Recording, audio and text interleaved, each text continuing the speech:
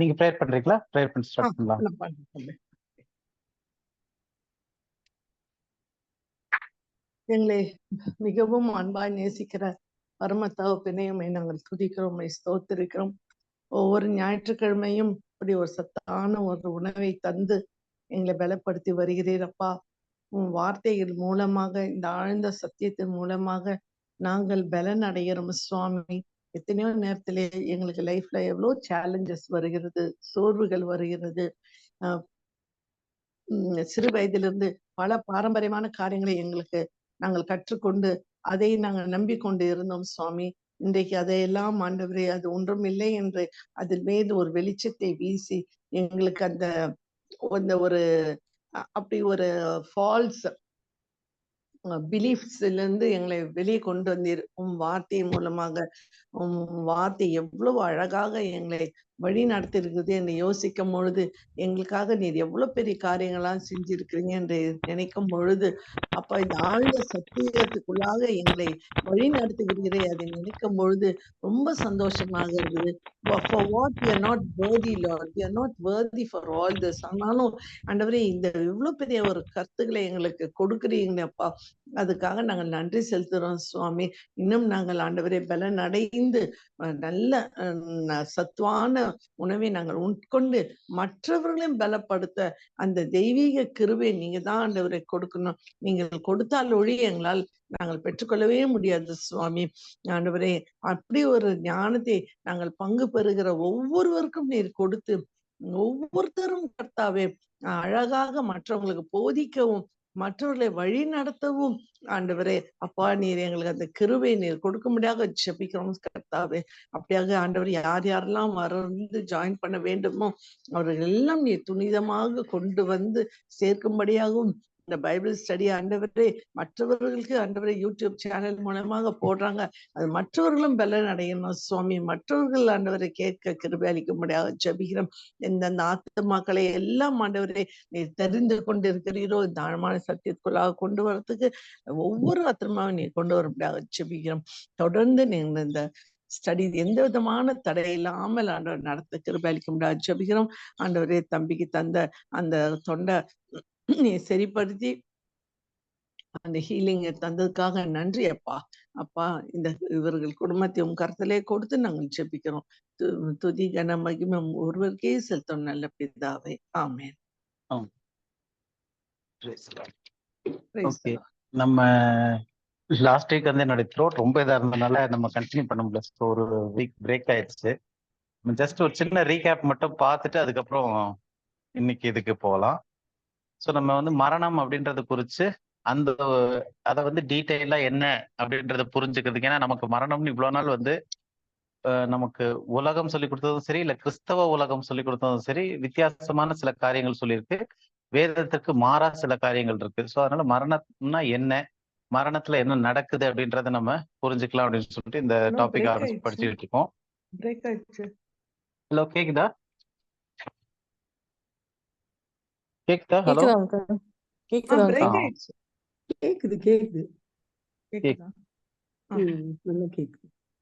Okay.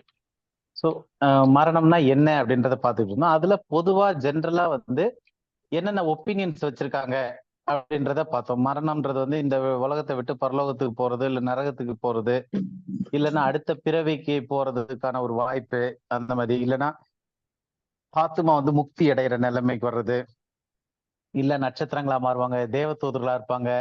அதே மாதிரி ஆவியும் ஆத்மாவும் சரீரத்தை விட்டு பிரியறது தான் மரணம்.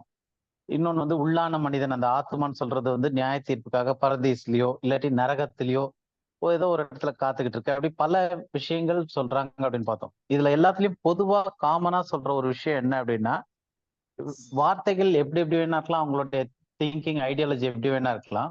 ஆனா அதுல பொதுவான கருத்து என்னவா இருக்கு அப்படின்னா, ஆத்மா அழிவதில்லை, மரணம்ன்றது ஒரு முடிவு இல்லை, அது வந்து அப்படியே ஒரு தொடர் நிகழ்வா வேற ஏதோ ஒரு ஃபார்ம்ல, மரணம்ன்றது வந்து வெறும் இந்த சரீரம் மட்டும்தான் இருக்க போறது இல்லை, மற்றபடி அந்த ஆத்மா வந்து அதே உணர்வோடு அதே நினைவோடு வேற ஒரு இடத்துல இருக்க போது, இல்ல காத்துக்கிட்டு இருக்கு, இல்ல வேற ஒரு பரிமாணத்துல இருக்கு அப்படின்றது. அதாவது ஆத்மா எக்ஸிஸ்ட் ஆகிக்கிட்டே இருக்கு, அது இன்னும் இருந்துகிட்டே இருக்கு அப்படின்றதுதான் இது மொத்தமாவே உங்களுடைய எல்லா விதமான சொற்களும் நம்ம பார்த்தோம்னா அதுக்கான அர்த்தம் வந்து ஆத்மா எண்டு கிடையாது. மரணம்ன்றது ஆத்மாக்கான எண்டு கிடையாது. அது வந்து சரீரத்தை விட்டு பிரிஞ்சு சரீரம் வேணா இறந்து போயிடலாமே தவிர ஆத்மா நிலையா எங்கேயோ இருக்கு அப்படின்றதுதான் வந்து அவங்க சொல்ற கருத்தா பார்த்தோம். அடுத்து அதே மாதிரி மரணத்திற்கு ஆப்போசிட் என்னன்னா ஜீவன் அப்படின்னு பார்த்தோம். அப்ப மரணத்திற்கு ஆப்போசிட் எதிரானது என்னன்னா ஜீவன் அப்படின்னும் போது, அப்ப மரணத்துல வந்து ஜீவன் இருக்க வாய்ப்பில்லை. ஜீவன் இருக்குன்னா அங்க மரணம் கிடையாது, மரணம் இருந்துச்சுன்னா அங்க ஜீவன் கிடையாது. அப்போ மரணம்ன்றது வந்து ஏதோ ஒரு விதத்துல ஏதோ ஒரு இடத்துல ஜீவனோடு கண்டினியூ பண்றதுன்றது கிடையாது. அது வந்து முடிவு. மரணம்ன்றது ஒரு முடிவு அப்படின்னு பார்த்தோம். டெத்னா என்ன அப்படின்றதுல. அப்புறம் தேவன் மரணத்தை பற்றி என்ன சொல்றாரு அப்படின்னு பார்க்கும்போது, ஆஹ் இந்த கனியை புசிக்கும் நாளிலே நீங்க சாகவே சாவாய் என்று கட்டளையிட்டிருக்காருன்னு அந்த மொழிபெயர்ப்புல எழுதியிருக்கு. அதனுடைய கரெக்டான டிரான்ஸ்லேஷன் வந்து நீ மரணத்திற்குள்ளாய் மரிப்பாய், இல்லைன்னா சாவிலே நீ சாவாய், மரணத்திலே நீ மரிப்பாய் அப்படின்றது. அது ஒரு கண்டினியூஸ் ப்ராசஸா தான் அந்த இடத்துல வார்த்தை இருக்கே தவிர அது வந்து நீ நிச்சயமா அன்னைக்கு ஒரு நாள்லயே செத்துருவ அப்படின்றது கிடையாது. அப்ப அதனோட சரியான மொழிபெயர்ப்பு என்ன அப்படின்னா, அந்த கனியை புசிக்கும் நாளிலே மரணத்திற்குள்ளாவாய் அல்லது அழிவுக்குள்ளாவாய் அப்படின்றத பார்த்தோம். அது போக இப்ப கிறிஸ்டியானிட்டியில இந்த ஒரு புரிதல், மரணத்தை குறித்து இந்த புரிதல் தவறா இருப்பதனால வந்த சில பிரச்சனைகள் என்ன அப்படின்னு பார்த்தோம்னா, ஒண்ணு வந்து ஆவிக்குரிய மரணம் அப்படின்னு ஒரு விஷயத்த சொல்றாங்க. சோ ஆவிக்குரிய மரணம்னு வேதாமத்துல நம்ம எங்க தேடினாலும் எதுவுமே ஆவிக்குரிய மரணம் அப்படின்னு ஒரு விஷயமே கிடையாது. ஏன்னா ஆவி மரிப்பதில்லை. அப்போ ஆவிக்குரிய மரணம்ன்ற ஒன்று கிடையாது. இப்ப அவங்க வந்து ஆதாம் அன்னைக்கு மரிச்சிட்டதுனால இந்த நாளில கனியை புசிக்கும் நாளிலே சாகவே சாவாய்ன்னு சொன்னனால அந்த நாள்லயே வந்து ஆதாம் மரிச்சிருக்கணும். ஏன்னா ஆதாம் வந்து 930 வருஷம் கழிச்சு தான் சரீர பிரகாரமா மரிக்கிறாரு. அப்ப அவ்வளவு நாள் உயிரோடு இருக்காருன்னா அப்ப அந்த வசனம் அங்க நிறைவேறாம போயிருது அப்படின்ற மாதிரி இவங்க நினைச்சுக்கிட்டு அன்னைக்கு வந்து ஆவிக்குரிய மரணம் அடைஞ்சிருக்கிறாரு, அதுக்கப்புறமா சரீர பிரகாரமான மரணம் ரெண்டாவது அடைஞ்சாரு அப்படின்னு சொல்லி சொல்றாங்க. ஆனா பைபிள்ல வந்து ரெண்டே மரணம் தான் நம்ம பாக்குறோம். ஒண்ணு வந்து சரீரத்துல முதலாவது ஒரு தரம் மரிப்பது, அந்த ஒரு விஷயம் போட்டிருக்கு, எபிரேயர்ல இருந்து பார்த்தோம். அடுத்து வெளிப்படுத்தல பார்க்கும்போது இந்த லேக் ஆஃப் ஃபயர் இதெல்லாம் சொல்லும் போது இது இரண்டாம் மரணம் அப்படின்னு சொல்லிட்டு பைபிள் வந்து அதை கடைசி மரணம்னு சொல்ல இரண்டாம் மரணம்னு சொல்லுது. அப்போ இருக்கிறது ரெண்டு மரணம், அது கடைசியா இருக்கிறது அக்னி கடல்ல ஆஹ் மரணமும் பாதாளமும் அக்னி கடல்ல போடப்படும், இது இரண்டாம் மரணம் அப்படின்னு சொல்லப்பட்டிருக்கு. அப்ப ரெண்டு மரணம் தான் பைபிள் சொல்லுது. அப்படி இருக்கும்போது முதல் மரணம்னு பைபிள் எதை சொல்லுது அப்படின்னா, ஆதாம் 930 வருஷம் கழிச்சு மாம்சத்துல இறந்ததை தான் பைபிள் முதல் மரணம்னே சொல்லுது. ரெண்டாவதா இருக்கக்கூடியது வந்து இனி வரப்போற ஃபியூச்சர்ல அது ஆவிக்குரிய மரணமா இருக்கு. பைபிள் எல்லாமே வந்து முதல் வந்து சரீர பிரகாரமானது, பின்பு வர்றது ஆவிக்குரியதா இருக்கு அப்படின்னு சொல்லிட்டு பார்த்தோம். ஃபர்ஸ்ட் ஆவிக்குரியது கிடையாது, ஃபர்ஸ்ட் வந்து இயற்கையானது, நேச்சுரல். அதுக்கு வந்து 1 கொரிந்தியர் 15:46 இருந்து ஒரு ரெஃபரன்ஸ் எடுத்து படிச்சு பார்த்தோம். பார்த்துட்டு அப்ப கரெக்டான வந்து என்ன அப்படின்னா, ஃபர்ஸ்ட் வந்து ஆதாம் மரித்தது சரீர பிரகாரமான மரணம் தான். அங்க ஆவிக்குரிய மரணம்னு ஒண்ணு நிகழவே இல்லை. அந்த அப்ப அந்த சாகவே சாவான்னு சொன்னது அதனுடைய அர்த்தமே வேறையா இருக்கு அப்படின்னு பார்த்தோம். அப்போ தவறான போதனை எங்க வருதுன்னா, சில டைம்ல என்ன பண்றாங்கன்னா, ஆதாம் வந்து அந்த நாளில புசித்த நாள்ல வந்து சரீர பிரகாரமா மரிக்கல அப்படின்றனால அது வந்து ஆவிக்குரிய மரணம் அப்படின்னு எடுத்தாங்க. அப்ப சிலர் என்ன சொல்றாங்கன்னா, தேவன்கிட்ட இருந்து பிரிஞ்சிடுறது. மரணம் என்பது தேவனிடமிருந்து ஆதாம் பிரிஞ்சுட்டான், அதற்கப்புறம் தேவனுக்கும் மனிதனுக்குமான தொடர்பு கட் ஆயிருச்சு, அததான் வந்து பைபிள் வந்து ஆவிக்குரிய மரணமா சொல்லுது அப்படின்னு சொல்லிட்டு சிலர் சொல்றாங்க. அப்போ அது உண்மை என்றால் அது உண்மை இல்லை வேதத்தின் அடிப்படையில. ஏன் அப்படின்னா, மனிதன் வந்து பாவம் செஞ்ச உடனே தேவன் வந்து தொடர்பை அறுத்து போட்டுறல. அது செப்பரேஷன் அங்க வந்து மரணம்னு குறிப்பிடவும் இல்லை பைபிள். அப்படி எந்த ஒரு வசனமும் கிடையாது அதுக்கு. மாறா என்ன ஆயிருக்கு, ஆதாம் பாவம் செஞ்சவுடன் தேவன் அவனிடத்துல வந்து பேசி அவனுக்கான சாபத்தையும் கொடுத்து அதற்கான பிராயச்சித்தமா தோலுடைய அவனுக்கு செஞ்சு அணிவித்துட்டு போறாரு. அதுக்கு அடுத்தது தேவன் பைபிள்ல ரெக்கார்ட் பண்ணியிருக்கிறது வந்து, அதுக்கு அடுத்தது தேவன் எப்ப பேசுறாரு அப்படின்னு பார்த்தா, காயின் வந்து ஆபேலை கொலை செய்த பிறகு ஆபேலின் ரத்தம் கூப்பிட்டுச்சுன்னு தேவன் வந்து காயின்ட்ட நீ என்ன செஞ்சேன்னு கேட்கிறாரு. எப்போ? ஒரு கொலை செய்த பிறகு, ரத்தத்தை வந்து இது பண்ண பிறகு அதுக்கப்புறம் வந்து காயின்ட்ட தேவன் பேசுறாரு. பேசி அவன் வந்து என்னை பாக்குறவங்க எல்லாம் கொண்டு போட்டுருவாங்களே அப்படின்னு உடனே அவனுக்கு நெத்தியில ஒரு அடையாளத்தை கொடுக்குறாரு. அப்போ பாவம் செய்தவுடன் தேவன் செப்பரேட் ஆகி போயிட்டார், மனிதனுக்கும் தேவனுக்கும் இருந்த தொடர்பு அற்று போயிட்டு. அதுதான் ஆவிக்குரிய மரணம் அப்படின்றதுக்கு வந்து பைபிள்ல ப்ரூஃப் கிடையாது. ஏன்னா அது வந்து நம்ம சொல்றதுல அந்த ஆவிக்குரிய மரணம்னு ஒண்ணு கொண்டு வந்துட்டனால, அந்த நாளிலே புசித்த அந்த நாளிலே சாகவாய் சாவாய்ன்னு சொன்ன அந்த ஒரு இதுக்காக வேண்டி இவங்க அதை ஆவிக்குரிய மரணமா கொண்டதுனால, ஆவிக்குரிய மரணம் இல்ல அப்படின்னு வரும்போது அப்ப அடுத்து என்ன சொல்றாங்க, ஆண்டவர் இடத்துல இருந்து வந்து செப்பரேஷன் தான் ஆவிக்குரிய மரணம் அப்படின்னு சொல்லிட்டு. வேதம் வந்து நம்ம பாவத்தில் மரித்திருந்தோம் தான் சொல்லியிருக்கே தவிர ஆவிக்குரிய இதுல மரித்திருந்தோம்னு சொல்லல. பாவத்தில் மரித்திருந்தோம், ஆவியில் உயிர்ப்பிக்கப்பட்டோம். நம்ம அந்த டாபிக் அப்புறம் படிப்போம். சோ ஆவியில் உயிர்ப்பிக்கப்பட்டோம், ஆனா ஆவியில் மரித்தில்ல, பாவத்தில் மரித்திருக்கிறாங்க. ஆதாம் பாவம் செய்த போது பாவத்தில் மரித்தான். அந்த மரணமானது அவன் அழியும் தன்மைக்கு மாறிடுச்சு. இப்ப ஆபேலுக்கு அடுத்தது பார்த்தோம்னா ஏனோக்கோட பேசியிருக்காரு, நோவாவோட பேசியிருக்காரு, ஆபிரகாமோட பேசியிருக்காரு. சோ லைன் லைனா பழைய ஏற்பாட்டுல இருந்து ஆண்டவர் வந்து ஒவ்வொருத்தரோடையும் ஒவ்வொரு காலகட்டத்திலையும் பேசிட்டு தான் வந்திருக்காரு. அப்போ மனிதனுக்கும் ஆண்டவருக்கும் தொடர்பே இல்லாம அற்று போயிற்று அப்படின்றது கிடையாது. ரெண்டாவது வெறும் பரிசுத்தவான்கள் கிட்ட மட்டும்தான் பேசினாருன்றது கிடையாது. ஆதாம் பாவம் செய்த உடனே ஆதாம்கிட்ட வந்து பேசினாரு. காயின் பாவம் செஞ்ச பிறகும் காயின்ட்ட வந்து பேசி ஒரு முத்திரையை கொடுக்குறாரு. அப்போ இதுல இருந்து நமக்கு என்ன தெரியுதுன்னா, தேவன் வந்து மனிதன் பாவம் செஞ்சோடனே அப்படியே விட்டுறல.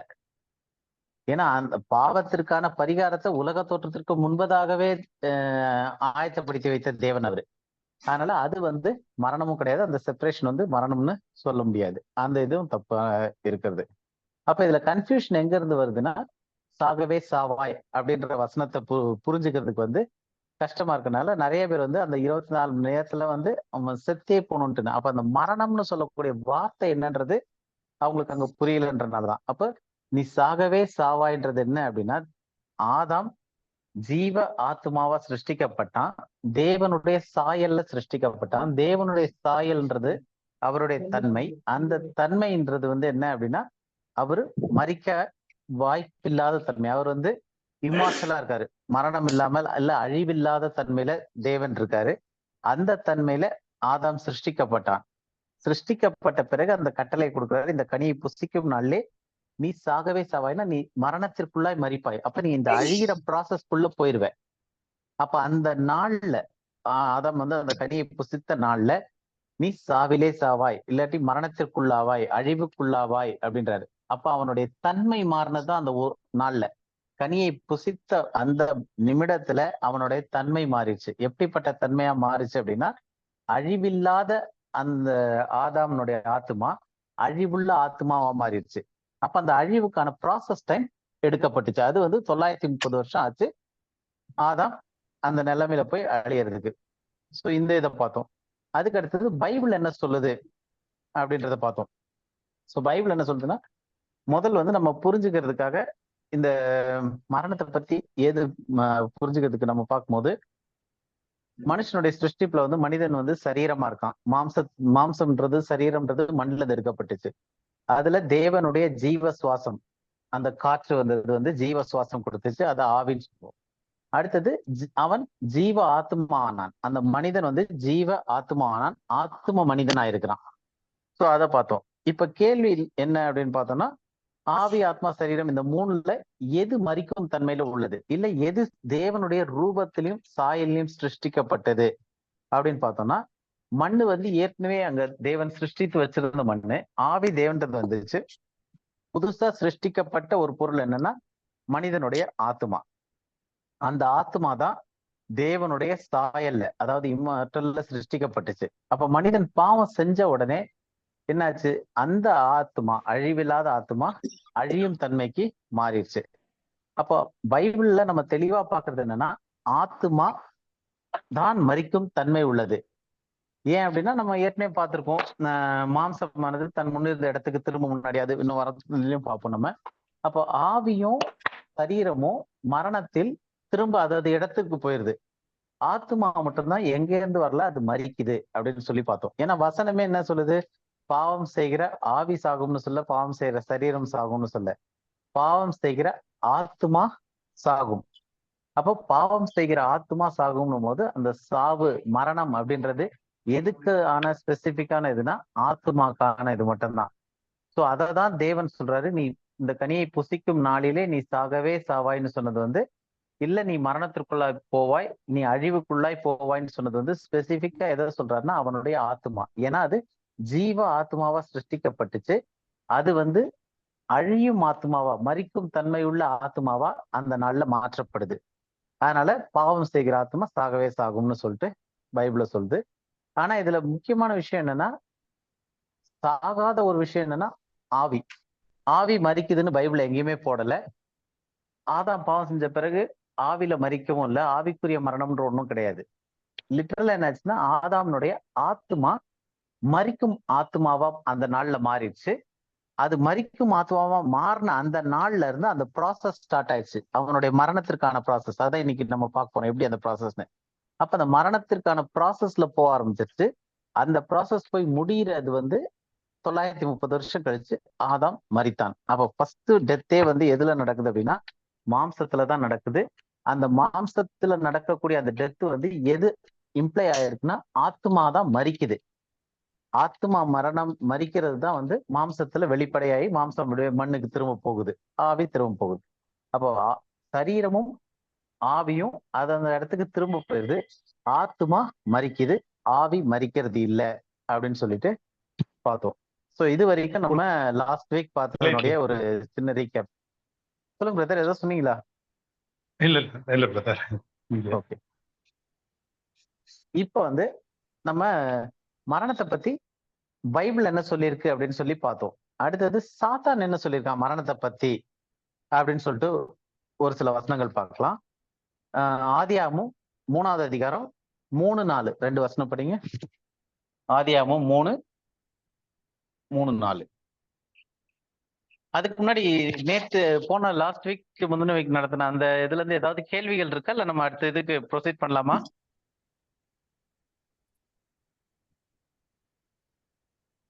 யாருக்காவது ஏதாவது கேள்வி இருக்கா? ஓகே, இல்லைன்னா நம்ம அப்ப இன்னைக்கு இதுல வந்து சாத்தான் சொன்ன பொய் என்ன மரணத்தை குறித்து. பிரதர் ஒரு கேள்வி இருக்கு.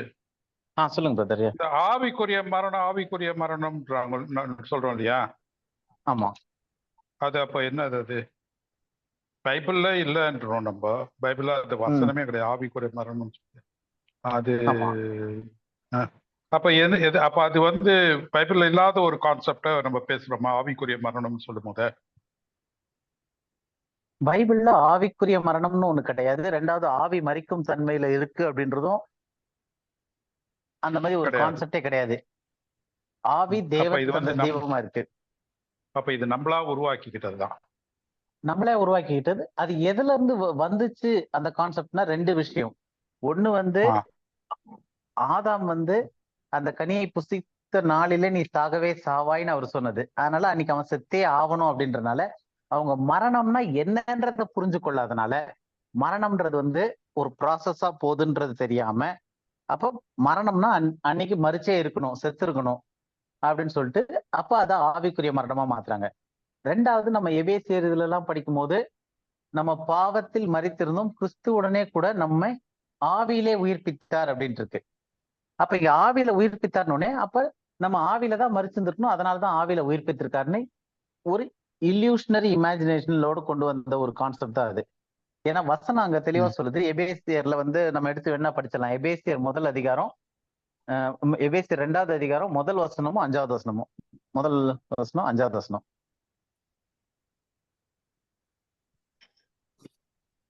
எபேசியர் 1 இல்ல 2. எபேசியர் 2:5 முதல் வசனம் 5வது வசனமும். அக்கிரமங்களினாலும் பாவங்களினாலும் மரித்தவர்களாய் இருந்த உங்களை உயிர்ப்பித்தார். அக்கிரமங்களில் மரித்தவர்களாய் இருந்த நம்மை கிறிஸ்துவுடனே கூட உயிர்ப்பித்தார். கிருபையினால் ரட்சிக்கப்பட்டீர்கள். ஓகே, இப்ப இது ரெண்டுத்திலயுமே வந்து உயிர்ப்பித்தார்னு வருது இல்லையா?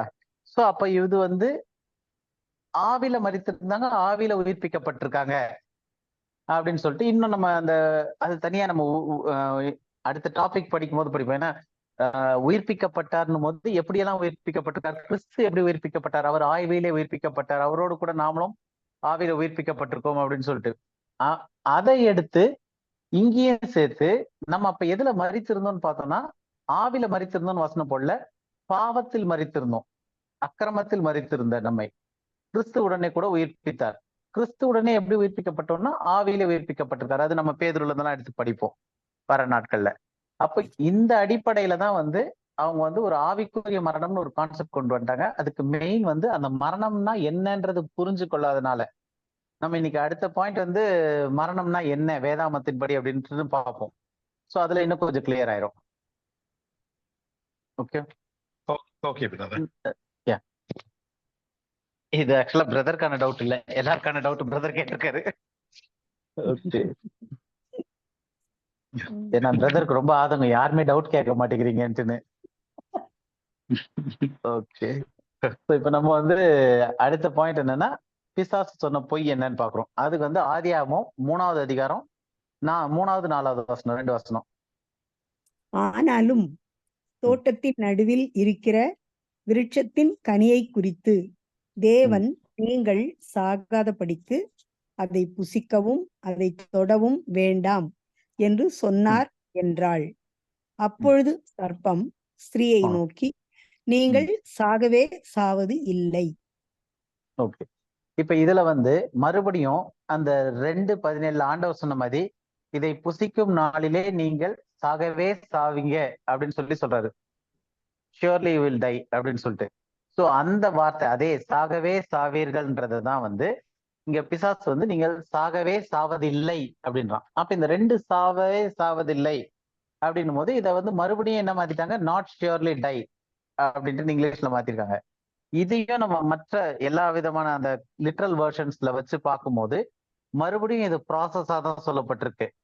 எப்படி, not to die shall you be dying, மரிக்கிறதுக்காக நீ மரிக்க மாட்டாய், அதாவது நீ அழிவுக்குள்ள போக மாட்டாய், நீ வந்து மரணத்திற்குள்ளாய் போக மாட்டாய் அப்படின்னு சொல்லிட்டு பிசாசு எக்ஸாக்டா ஆண்டவர் என்ன சொன்னாரோ அந்த வார்த்தைக்கு ஆப்போசிட்டான வார்த்தை சொல்றாரு. இப்ப நம்ம பார்த்தோம், ஆக்சுவலா வந்து ஆண்டவர் சொல்லும் போது அந்த நாளிலே நீ சாகவே சாவாய்னா நீ மரணத்திற்குள்ளாய் போவாய், நீ அழிவுக்குள்ளாய் போவாய் அப்படின்னா மெயினா புரிஞ்சுக்க வேண்டியது என்னன்னா அந்த வார்த்தையினுடைய அர்த்தம் வந்து ஆதாம்னுடைய அந்த ஆத்மா ஜீவ ஆத்மாவா இருந்துச்சு, அழியாத தன்மை கொண்ட ஆத்மாவா இருந்துச்சு. அந்த கீழ்ப்படியாமையின் பாவத்தினால அந்த ஆத்மா அழியும் தன்மைக்கு மாறுது. அந்த தன்மை மாற்றத்தை தான் அவர் வந்து சாகவே சாவாய் அப்படின்றாரு. அழிவுக்குள்ளாய் போவாய், மரணத்திற்குள்ளாய் போவாய். ஏன்னா அது சிருஷ்டிக்கப்பட்ட விதம் அப்படி கிடையாது. அழிவில்லாததாய் சிருஷ்டிக்கப்பட்டுச்சு, மரணம் இல்லாததாய் அழிவில்லாததாய் சிருஷ்டிக்கப்பட்டுச்சு. அதை சொல்லிட்டு நீ இந்த கனியை புசிக்கும் நாளிலே உன்னுடைய ஆத்மா அழிவுக்குள்ளாய் போக ஆரம்பிக்கும், அதுதான் நீ சாவுக்குள்ளாய் சாவாய் அப்படின்றது. பிசாசு என்ன சொல்றான், அப்ப அதே ஆத்மா சாவது இல்லை அப்படின்றதுதான் அவனுடைய கான்செப்ட்ல சொல்றான். ஏன்னா ஆவி சாகிறது இல்ல, சரீரமும் சாகிறது இல்ல, சாவுன்றது வந்து 2 பிரியறதுன்னு பார்த்தோம். அப்போ மறுபடியும் பிசாசு சொல்றது என்னன்னா ஆத்மா மரிப்பதில்லை, உன்னுடைய ஆத்மா அழியாது, மரிப்பதில்லைன்னா அழிவதில்லை அப்படின்றதுதான் சொல்றான். சோ அப்ப சாத்தான் சொன்ன பொய்யிலேயே என்ன இருக்கு அப்படின்னா நீங்க வந்து இதை புசிக்கும் நாள்ல அழிய மாட்டீர்கள் அப்படின்றதுதான் வந்து சாத்தான் சொன்ன முதல் பொய்யா இருக்கு. ஆனா இன்னைக்கு பெரும்பாலான கிறிஸ்தவர்கள் உட்பட எல்லாரும் பிலீவ் பண்றது என்ன அப்படின்னா சாத்தான் சொன்ன இந்த ஸ்டேட்மெண்ட்டை, ஆண்டவர் சொன்ன அந்த 2:17 சொன்ன ஸ்டேட்மெண்ட்டை யாரும் விசுவாசிக்கிறது இல்லை. அதை மாத்தி அது வந்து ஒரு ஆவிக்குரிய மரணம் அப்படின்னு சொல்லி அதை மாத்திட்டாங்க. அன்னைக்கு டேட்ல செத்தது ஆவி அப்படின்னு சொல்லிட்டு ஆவிக்குரிய மரணம்னு சொல்லிட்டு இல்லாத ஒரு விஷயத்த சொல்லிட்டு லிட்ரலா எது ஃபேக்டோ, எது முக்கியமானதோ, தேவன் எதுக்கு எம்பசைஸ் கொடுத்தாரோ அந்த ஆத்மா விலையேற பெற்ற உருவாக்கப்பட்ட அந்த தனித்துவம் வாய்ந்த அந்த ஆத்மா, அது அழியாமையா சிருஷ்டிக்கப்பட்ட அந்த ஆத்மா அழியும் தன்மைக்கு மாறிடும், அதனால இந்த கனியை புசிக்க வேண்டாம் அப்படின்னு சொன்ன இதுல பிசாசு வந்து இல்ல, அந்த கனியை புசித்தினா உன்னுடைய ஆத்மா அழிவுக்குள்ளாய் போகாது, அது மரிக்காது, ஆத்மா மரிக்காது. இதுதான் வந்து ஃபைனல் ஸ்டேட்மெண்ட் சாத்தானுடையது, அந்த முதல் பொய். அந்த பொய்யை தான் இன்னைக்கு எந்த மதமா இருந்தாலும் கிறிஸ்தவம் உட்பட ஏதோ ஒரு விதத்துல அந்த பொய்யை தான் நம்பிக்கிட்டு இருக்கு. ஆத்மா நித்தியமானது, ஆத்மாவுக்கு அழிவு கிடையாது, சரீரம் அழிஞ்சிரும் ஆனா ஆத்மா அழியாது, அது நித்தியமா இருக்கு அப்படின்றது வந்து ஆண்டவர் சொன்ன வார்த்தை கிடையாது, அது பிசாசு சொன்ன வார்த்தை. அதுதான் பிசாசு பயன்படுத்திய முதல் பொய். அந்த பொய் தான் இன்னைக்கு வரைக்கும் எல்லாராலையும் பெரும்பாலாக அது வந்து நம்பப்படுது. அதற்கு போராடி அந்த பிசாசு சொன்ன பொய்யை உறுதிப்படுத்துறதுக்கு என்னென்னமோ சொல்லிக்கிட்டு இருக்காங்க. அதுக்கு என்னென்னமோ கதைகள்லாம் வேற சேர்த்து வருது இப்ப. அப்போ அடிப்படையில் என்னன்னா, ஆண்டவர் சொன்னது ஆத்மா அழிந்துரும், ஆத்மா மரணத்திற்குள்ள போவோம், அது அழியும் தன்மைக்கு, அந்த கனியை புசிக்கும் நாள்ல அழியும் தன்மைக்கு போயிருது. அழியும் தன்மைக்கு போன ஆத்மா கொஞ்ச நாள்ல அழியுது. அழியும் போது மண்ணானது, சரீரமானது மண்ணுக்கே திரும்பிரும். அதுதான் வேதத்தின்படி உண்மை. பிசாசு சொன்னது என்ன நடந்தாலும் சரி ஆத்மா அழியாது, நீ சாக மாட்ட அப்படின்றாரு, அழியும் தன்மைக்கு போகாதுன்னு. அததான் இன்னைக்கு மற்ற எல்லாருமே விசுவாசிச்சுட்டு நம்பிக்கிட்டு இருக்கிற மாதிரி இருக்கு. அப்போ ஆத்மா ஒருபோதும் மறிக்கிறது இல்லை அப்படின்னும் போது அப்படின்னு விசுவாசிக்கிறாங்க. ஏதோ ஒரு வடிவத்துல, ஏதோ ஒரு இடத்துல அது வந்து தேவனை போல இல்ல ஏதோ ஒரு இதுல எக்ஸிஸ்ட் ஆகிக்கிட்டே இருக்கு. அதாவது என்ன அர்த்தம்னா இட்டர்னல் அப்படின்னுவாங்க. ஆத்மா நித்தியமானது, அது அழிவில்லாதது. எந்த அளவுக்கு அப்படின்னா, அக்கினி கடல்ல போட்ட பிறகு கூட நெருப்புல எரிஞ்சுக்கிட்டே இருக்கும்போது கூட நெருப்பு அதை சாம்பல் ஆக்கிறாது. அவங்க நித்தியமா கத்திக்கிட்டு அழுதுகிட்டே தான் இருப்பாங்க. எதுல? அக்கினி கடல்ல எரியும் போதே. ஏன்னா ஆத்மா அழிய முடியாது, அழிவில்லாதது ஆத்மா அப்படின்ற அந்த ஒரு தாட்ல. இப்ப நம்ம இவ்வளவு படிச்ச பிறகு கேள்வி என்னன்னா, நம்மளுடைய நம்பிக்கை என்னவா இருக்கு? ஆத்மா நித்தியமா உயிரோட இருக்குமா? ஏதோ ஒரு இடத்துல நித்தியமா இருக்கா, இல்ல ஆத்மா மரித்து போயிருதா? ஆத்மா மறிச்சு போயிடுது. எல்லாருக்கும் கன்ஃபார்மா ஆத்மா மரிச்சு போயிருதுன்னு? ஓகே. வேதத்தின் படி பிரதர் பிரதர், எனக்கு இன்னும் ஒரே ஒரு சந்தேகம். சொல்லுங்க பிரதர். சரி, இந்த பொய் சொல்லிச்சுன்னா அதோட இம்ப்ளிகேஷன் என்ன பிரதர்? அது இன்னும் பெரிய பொய்யா? அதனால என்ன பிரச்சனை? சரி, ஆத்மா அழியாதுன்னு சொல்லிச்சு இல்லையா பாவது பிசாசு? ஆமா. So what is the problem? அதனால என்ன? எல்லா ரிலிஜனும் அதை தான் சொல்லுது இன்னைக்கு. ஆண்டவனுடைய வார்த்தைக்கு விரோதமா இருக்கு, அதுக்கு ஒத்துக்கிறேன். ஆனா அதனால என்ன பிரச்சனை? இல்ல, இப்ப ஆத்மா அழியவே இல்லை அப்படின்னும் போது அடிப்படையில நம்ம இப்ப இந்த ஸ்கிரீன் பாத்தீங்கன்னா தெரியும், இந்த மரணத்தை பத்தி ஏன் படிக்கிறோம் அப்படின்னு சொல்லிட்டு இங்க ஒரு டாபிக் போட்டுருக்கேன். ஒரே ஒரு நிமிஷம், வேற யாராவது அதுக்கு பதில் சொல்ல முடியுமா? எனக்கு நீங்களே பதில் சொல்லுங்க. ஓகே, வேற யாராவது சொன்னா நல்லா இருக்கும். உங்க பொருளே கேட்டுட்டு இருக்கிறது கஷ்டமா இருக்கு. வேற யாராவது என்ன நினைக்கிறீங்க? வேற யாராவது என்ன நினைக்கிறீங்க? அது சொல்லுச்சு, அது என்ன பெரிய இம்ப்ளிகேஷன் என்ன? அது ஏன் எல்லா ரிலிஜனும் அதை போக்கணும்? அது என்ன அவ்வளவு பெரிய இம்பார்ட்டன்ட் இஷ்யூவா அது? இல்ல அது இன்னொரு விதமா கூட இந்த क्वेश्चन கேட்கலாம். மரணத்தை பத்தி நம்ம ஏன் இவ்வளவு கஷ்டப்பட்டு படிச்சு புரிஞ்சுக்கணும்? ஏன் இவ்வளவு டைம் ஸ்பெண்ட்? அதானே எக்ஸாக்ட். என்ன அது யாராவது சொல்ல முடியுமா? வேற யாராவது பார்ட்டிசிபேட் பண்ண முடியுமா? வேற ரிலிஜன் எந்த விதத்துல இந்த ஆத்மா அழியலன்னு சொல்லுது? எப்படி வேற எந்த ரிலிஜன்? இல்ல பிரதர், வேற எந்த விதத்துல இந்த ஆத்மா அப்படியே மறுபடியும் உயிரோட வருதுன்றது எந்த விதத்துல அவங்க சொல்றாங்க? அதுக்கு என்ன? நிறைய ரிலிஜன்ல இருக்கு அந்த ஃபெய்த் இருக்கு. இல்ல அது எப்படி சொல்றாங்க? இன்னைக்கு மனுஷனா பிறக்கிறவங்க அப்புறம் நாளைக்கு வந்து அவங்க கர்மா பிகாஸ் தே பிலீவ் இன் கர்மா. கர்மாபடி அடுத்த பிறவியில வேற மாதிரி, அடுத்த பிறவி இன்னைக்கு ரொம்ப பாவம் செஞ்சு அது அடுத்தது வந்து ஒரு புழுவா பிறப்பாங்க. அந்த மாதிரி தட் ஆத்மா நெவர் டைஸ் பட் கீப்ஸ் அந்த ரீசைக்கிள் இருக்குது அப்படின்றதுதான் நிறைய ரிலிஜன் சொல்லிட்டு. அது வந்து அந்த மறு ஜென்மம்ங்கிற ஒரு மறுபிறவிங்கிற ஒரு டாக்டரினுக்கு எதனாலனாக்க ஆண்டவருடைய இதையே அந்த பிப்ளிக்கல் ஸ்டாண்டியே அது வந்து இந்த பொய் வந்து அது ஆண்டவருடைய காரியத்தை அது முறியடிக்கிற மாதிரி ஏமாத்துது. எனக்கு இன்னொரு கேள்வி வருது. இப்ப மற்ற மதத்துல இருக்கவங்களுக்கு மறுஜென்மம் அப்படின்றத நம்புறாங்க. கிறிஸ்டியன்ஸ் வந்து மறுஜென்மம்ன்றது நம்புறது இல்ல. அப்ப கிறிஸ்டியன்ஸ் வந்து ஆத்மா மறிக்குதுன்றாங்களா இல்ல ஆத்மா நித்தியமா இருக்குன்றாங்களா? கிறிஸ்டியன்ஸ் நித்தியமா இருக்குதுன்றாங்க. ஏன்னா இறந்த பிறகு மோட்சம் நரகம் 2 இருக்குது. ஆத்மா அங்க போய் நித்தியமா சந்தோஷமா இருக்கும், இன்னொரு மோசமான ஆத்மா நித்தியமா நரகத்துல வாதிக்கப்படுது. இது கிறிஸ்தவங்களுடைய நம்பிக்கை, ஆத்மா சாகாதுன்றதுக்கு. ஹிந்துஸ்களுக்கு மறுபிறவி அப்படின்றது ஹிந்துஸ்க்கு. முஸ்லிம்ஸ்களுக்கு என்னன்னு ஐடியா இல்லை எனக்கு. ஜியாட்ல வந்து செத்தான அக்கா ஒருத்தன், இந்த ஜியாட் எல்லாம் இருக்கு இல்லைங்களா, நம்ம அந்த இதுல எல்லாம் இந்த சூசைட் பாம்புல எல்லாம் சாவறாங்க இல்லையா, அவங்களுக்கு அவங்களுடைய நம்பிக்கை என்னன்னாக்கா அவன் செத்த உடனே அவன் அவங்களுக்கும் நரகம் மோட்சத்துக்கு மோட்சம் தான். அவங்களுக்கும் மோட்சம் ஆஹ் நரகம் இல்ல அதை விட அவனுக்கு இன்சென்டிவ் எல்லாம் இருக்கு. அவனுக்கு ஆமா. அங்க நரக்கு செத்த உடனே அவனுக்கு இன்சென்டிவ் இருக்கு. 72 வெர்ஜின்ஸ் அவனுக்கு கிடைப்பாங்களாம். அப்படி ஒரு நம்பிக்கை இருக்கு அவங்க அப்பா. அப்படியே ஆத்மா உயிரோட இருக்கும்ன்றது அவங்களுடைய நம்பிக்கை. ஆமா ஆமா அது அவங்களுடைய நம்பிக்கை. அந்த மாதிரியான ஒரு இது இருக்கு. சரிங்களா. ஆனா இதுல என்ன ஒரு வசதிங்கனாக்கா, நம்ம கிறிஸ்டியன்ஸே ரட்சிக்கப்பட்டவங்களே இந்த ஆல் சோல்ஸ் டே, ஆல் செயின்ட்ஸ் டே எல்லாம் கொண்டாடுறாங்க. சரிங்களா. அவங்களும் வந்து ஆத்மா உயிரோடு இருக்கு, செத்த உடனே நேரா மோட்சத்துல போய் ஏசாமியினுடைய வலது பக்கத்துல உட்காந்துக்குவேன் அப்படின்னு சொல்றாங்க. இன்ஃபேக்ட் ஒரு ஒரு அம்மா எனக்கு சொன்னாங்க ரொம்ப வருஷத்துக்கு முன்னாடி, பிரதர் தினகரன் இறந்த உடனே ஆண்டவர் அவருக்கு ஒரு நல்ல போஸ்டிங் கொடுத்திருக்கிறாரு, அங்க நல்ல ஒரு பொறுப்பு கொடுத்திருக்கிறாரு, போஸ்டிங் கொடுத்திருக்கிறாரு. அங்கேயும் போஸ்டிங் தான். சரி, ஓகே பிரதர்.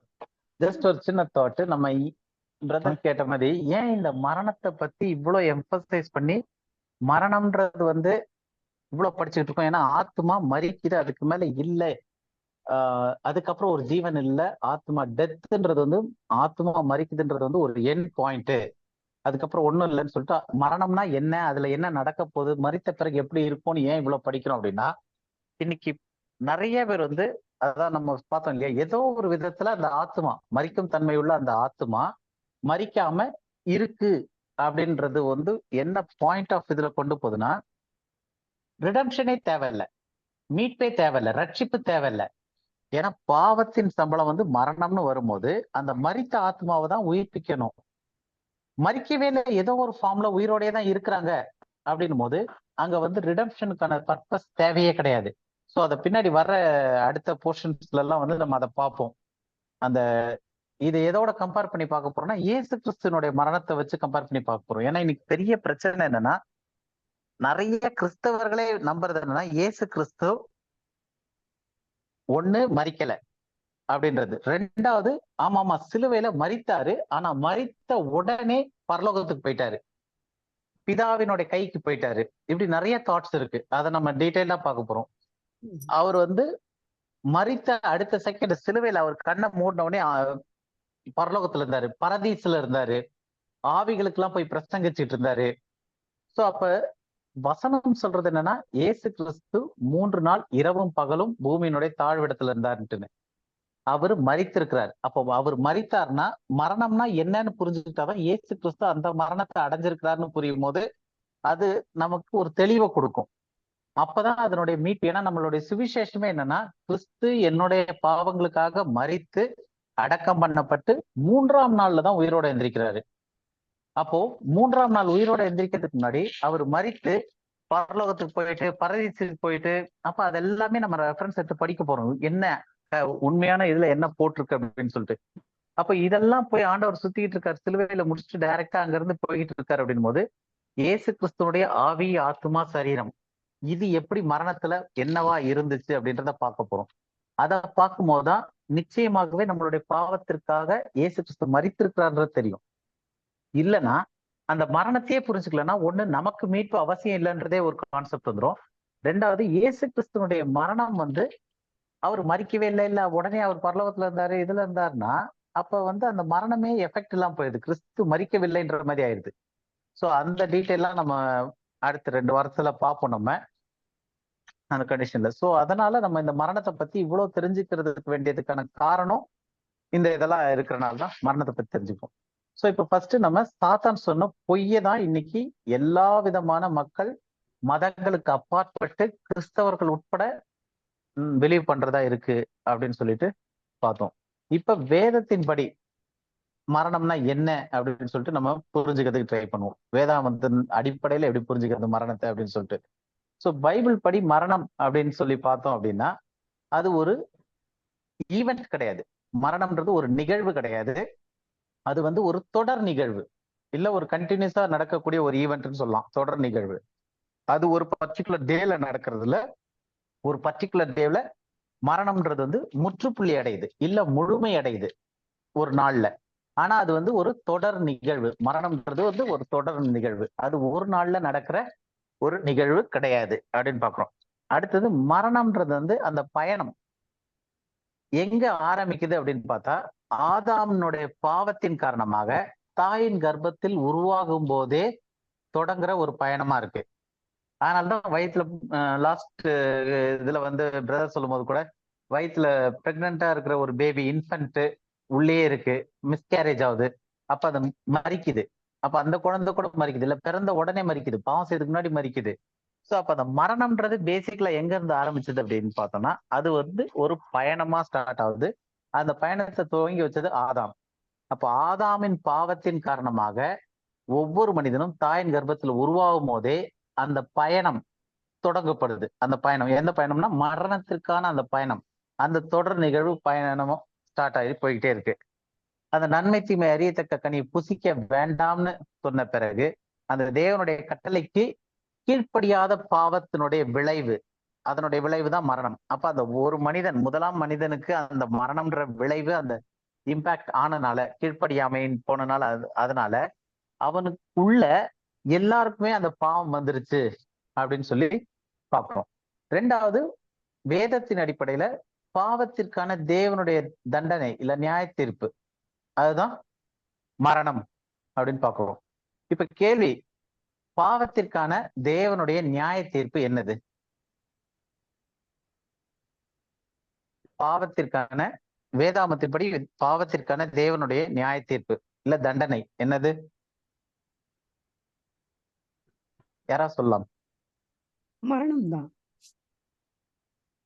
ஓகே, மரணமா? என்ன பிரதர்? இல்ல, ஒரு குழந்தை பாவம் ஆகுது இல்லையா, அது அப்படியே அது பாவமே பண்ணல இன்னும். அது பிறந்ததே பாவம் தான். இல்ல இல்ல, பாவத்துல பிறக்கவே இல்ல, உண்டானாலே பாவம் தான். ஒன் டே வயிற்றுல கருவாண்டாலே பாவம் தான். பாவத்துலதான் உண்டாடி இருக்குதே குழந்தை. பாவத்தில் என்னை கர்வம் தெரித்தால்ன்றது.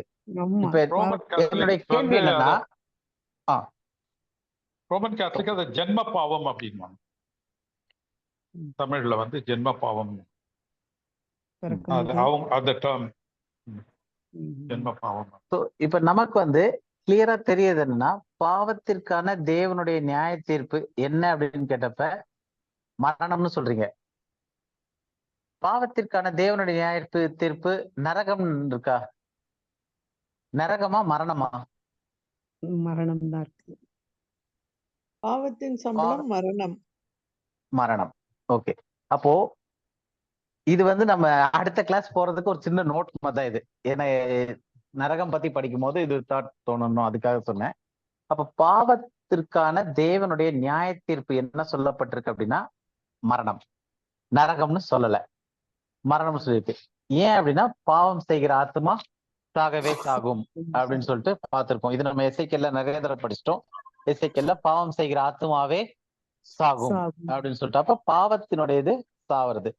அதே மாதிரி சிஸ்டர் இப்ப சொன்னாங்க ரோமர் 6:23, அவர் இது படிச்சிடலாமா? ரோமர் 6:23.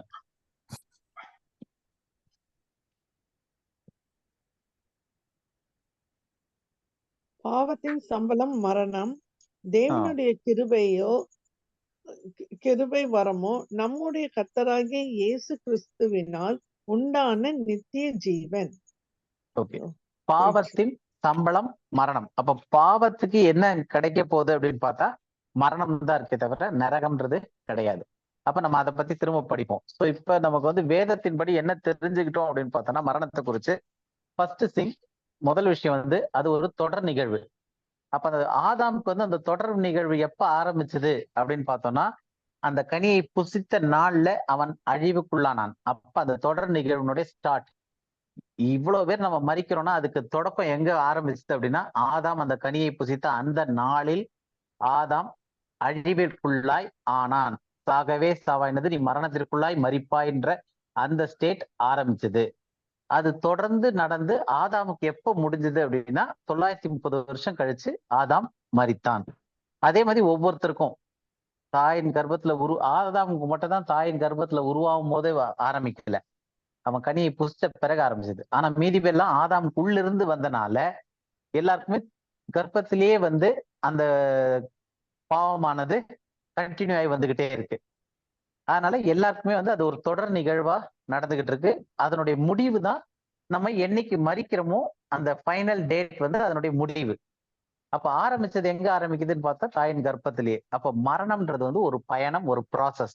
அது ஒரு தொடர் நிகழ்வா இருக்கு. இதுக்கு காரணம் வந்து ஆதாம் அந்த கனியை புசிக்க வேணாம்னு சொன்ன தேவனுடைய கட்டளைக்கு கீழ்ப்படியாததுனால வந்ததனுடைய விளைவு. அதனுடைய விளைவா தேவன் சொன்னது வந்து நரகம்ன்றது கிடையாது, மரணம்னு சொல்றாரு. பாவத்தின் சம்பளம் மரணம், பாவத்திற்கான நியாய தீர்ப்பு மரணம் அப்படின்னு சொல்லி பார்த்தோம். சோ இப்ப வந்து முதல் விஷயம் வந்து மரணம்னா என்ன அப்படின்றத பார்த்துட்டோம். இப்ப இந்த வந்து மரணத்திற்குள்ளாய் மரிப்பாய், இல்லைன்னா மரணத்தில் மரிப்பாய், இப்படின்லாம் வருது இல்லையா? இத வந்து இன்னும் டீட்டெயிலா கொஞ்சம் புரிஞ்சுக்கிறதுக்கு வந்து ஃபர்ஸ்ட் நம்ம இது வந்து ஒரு பயணம் இல்ல, இது ஒரு ப்ராசஸ் அப்படின்னு பார்த்தோம், தொடர் நிகழ்வுன்ட்டுன்னு.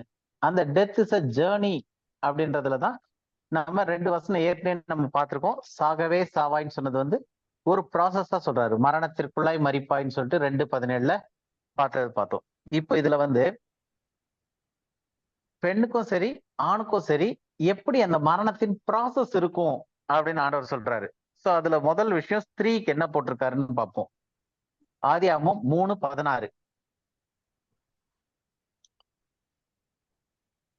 அவர் அவர் ஸ்திரீயை நோக்கி, கர்ப்பவதியாய் இருக்கும்போது உன் வேதனையை மிகவும்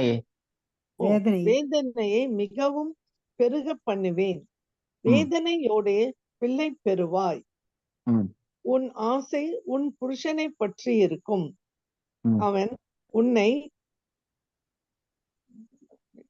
மறைக்குது கண்டு கொள்வார் என்றார். சரி, இதுல என்ன போட்டிருக்குன்னா, நீ கர்ப்பவதியா இருக்கும்போது உன் வேதனையை மிகவும் பெருக பண்ணுவேன். அது முதல் பாயிண்ட். சோ இது வந்து இப்போ மரணத்திற்குள்ளாய் மரிப்பாய்ன்னு சொல்லிட்டாரு. அதாவது உன்னுடைய ஆத்துமா அழிவுக்குள்ள போகுது. அப்ப அந்த அழிவுக்குள்ள போற ஆத்துமா எப்படி அழிய போகுது? 930 வருஷம் ஆதாம் இருந்து மரிக்கிறான், ஏவாள் அதே மாதிரி எத்தனை வருஷங்கள் இருந்து மரிக்கிறாங்க.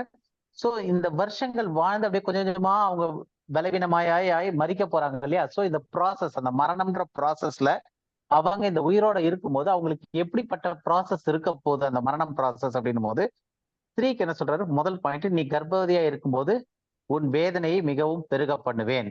முதல் பாயிண்ட். வேதனையோடு பிள்ளை பெறுவாய், இரண்டாவது பாயிண்ட். இது ரெண்டும் புரியுது. உன் ஆசை உன் புருஷனை பற்றி இருக்கும்.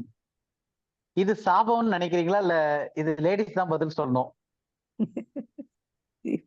ஏன்னா இது வந்து ஒரு சாபத்தை பத்தி சொல்லிட்டு இருக்காரு, அந்த தண்டனையா சொல்லிக்கிட்டு இருக்காரு.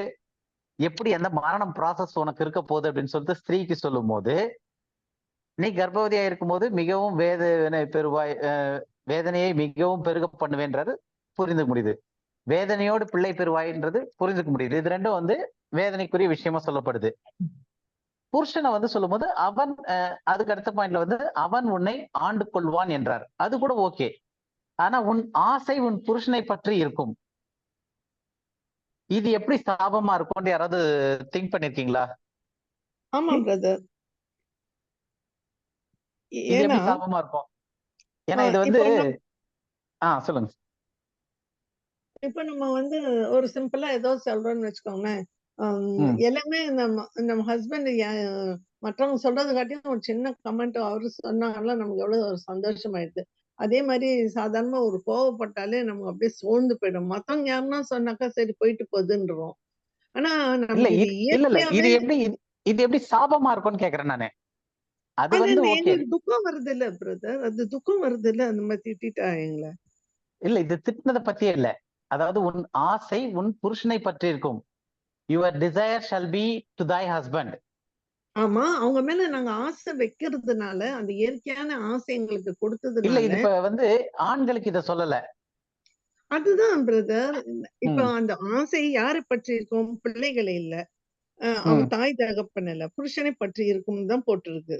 இல்லையா? ம், இப்ப ம். அந்த ஆசை புருஷன் மேல இருக்கிறதுனாலதான் அவங்க எதெல்லாம் நம்மள சொல்லிட்டா கூட நமக்கு சோகமாயிடுது இல்லையா?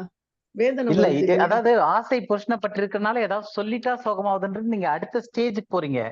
நான் ஆ. கேட்கறது முதல் ஸ்டேஜ்ல. அதான் அந்த முதல் ஆசை ஸ்டேஜ்ல என்னன்னா, இல்லாம இருந்தாலே இப்போ அந்த ஆசை இருக்கிறதுனால உன் தானே அப்படி ஆசை வருது. உன் புருஷனை பற்றி இருக்கும்னு சொல்லிட்டு ஒரு சாப பாயிண்டா சொல்றாரு. அப்ப இதுக்கு ஆசீர்வாதமான பாயிண்ட் என்னவா இருக்கும்னு யோசிக்கிறீங்க?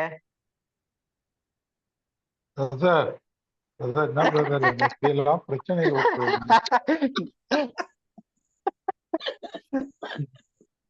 நான் யோசிப்பேன் பிரதர், இந்த இது ஏன் இப்படி இருக்குது அப்படின்ட்டு. அதாவது அந்த ம். ஆசை இருக்கிறதுனாலே நீங்க என்னோட பாயிண்ட புரிஞ்சுக்க மாட்டேன்றீங்க பிரதர். இல்ல இல்ல சிஸ்டர். ஆக்சுவலா வந்து நான் ஒண்ணு சொல்றேன். இப்ப வந்து அந்த சாபத்துல இது ம். வருது. இப்ப வந்து அந்த ஆசை இல்லன்னாக்கா, ஆ. மத்தவங்கள போய் எதனா சொன்னாக்கா we are not going to be bothered. எங்களுக்கு துக்கம் வருதுல்ல.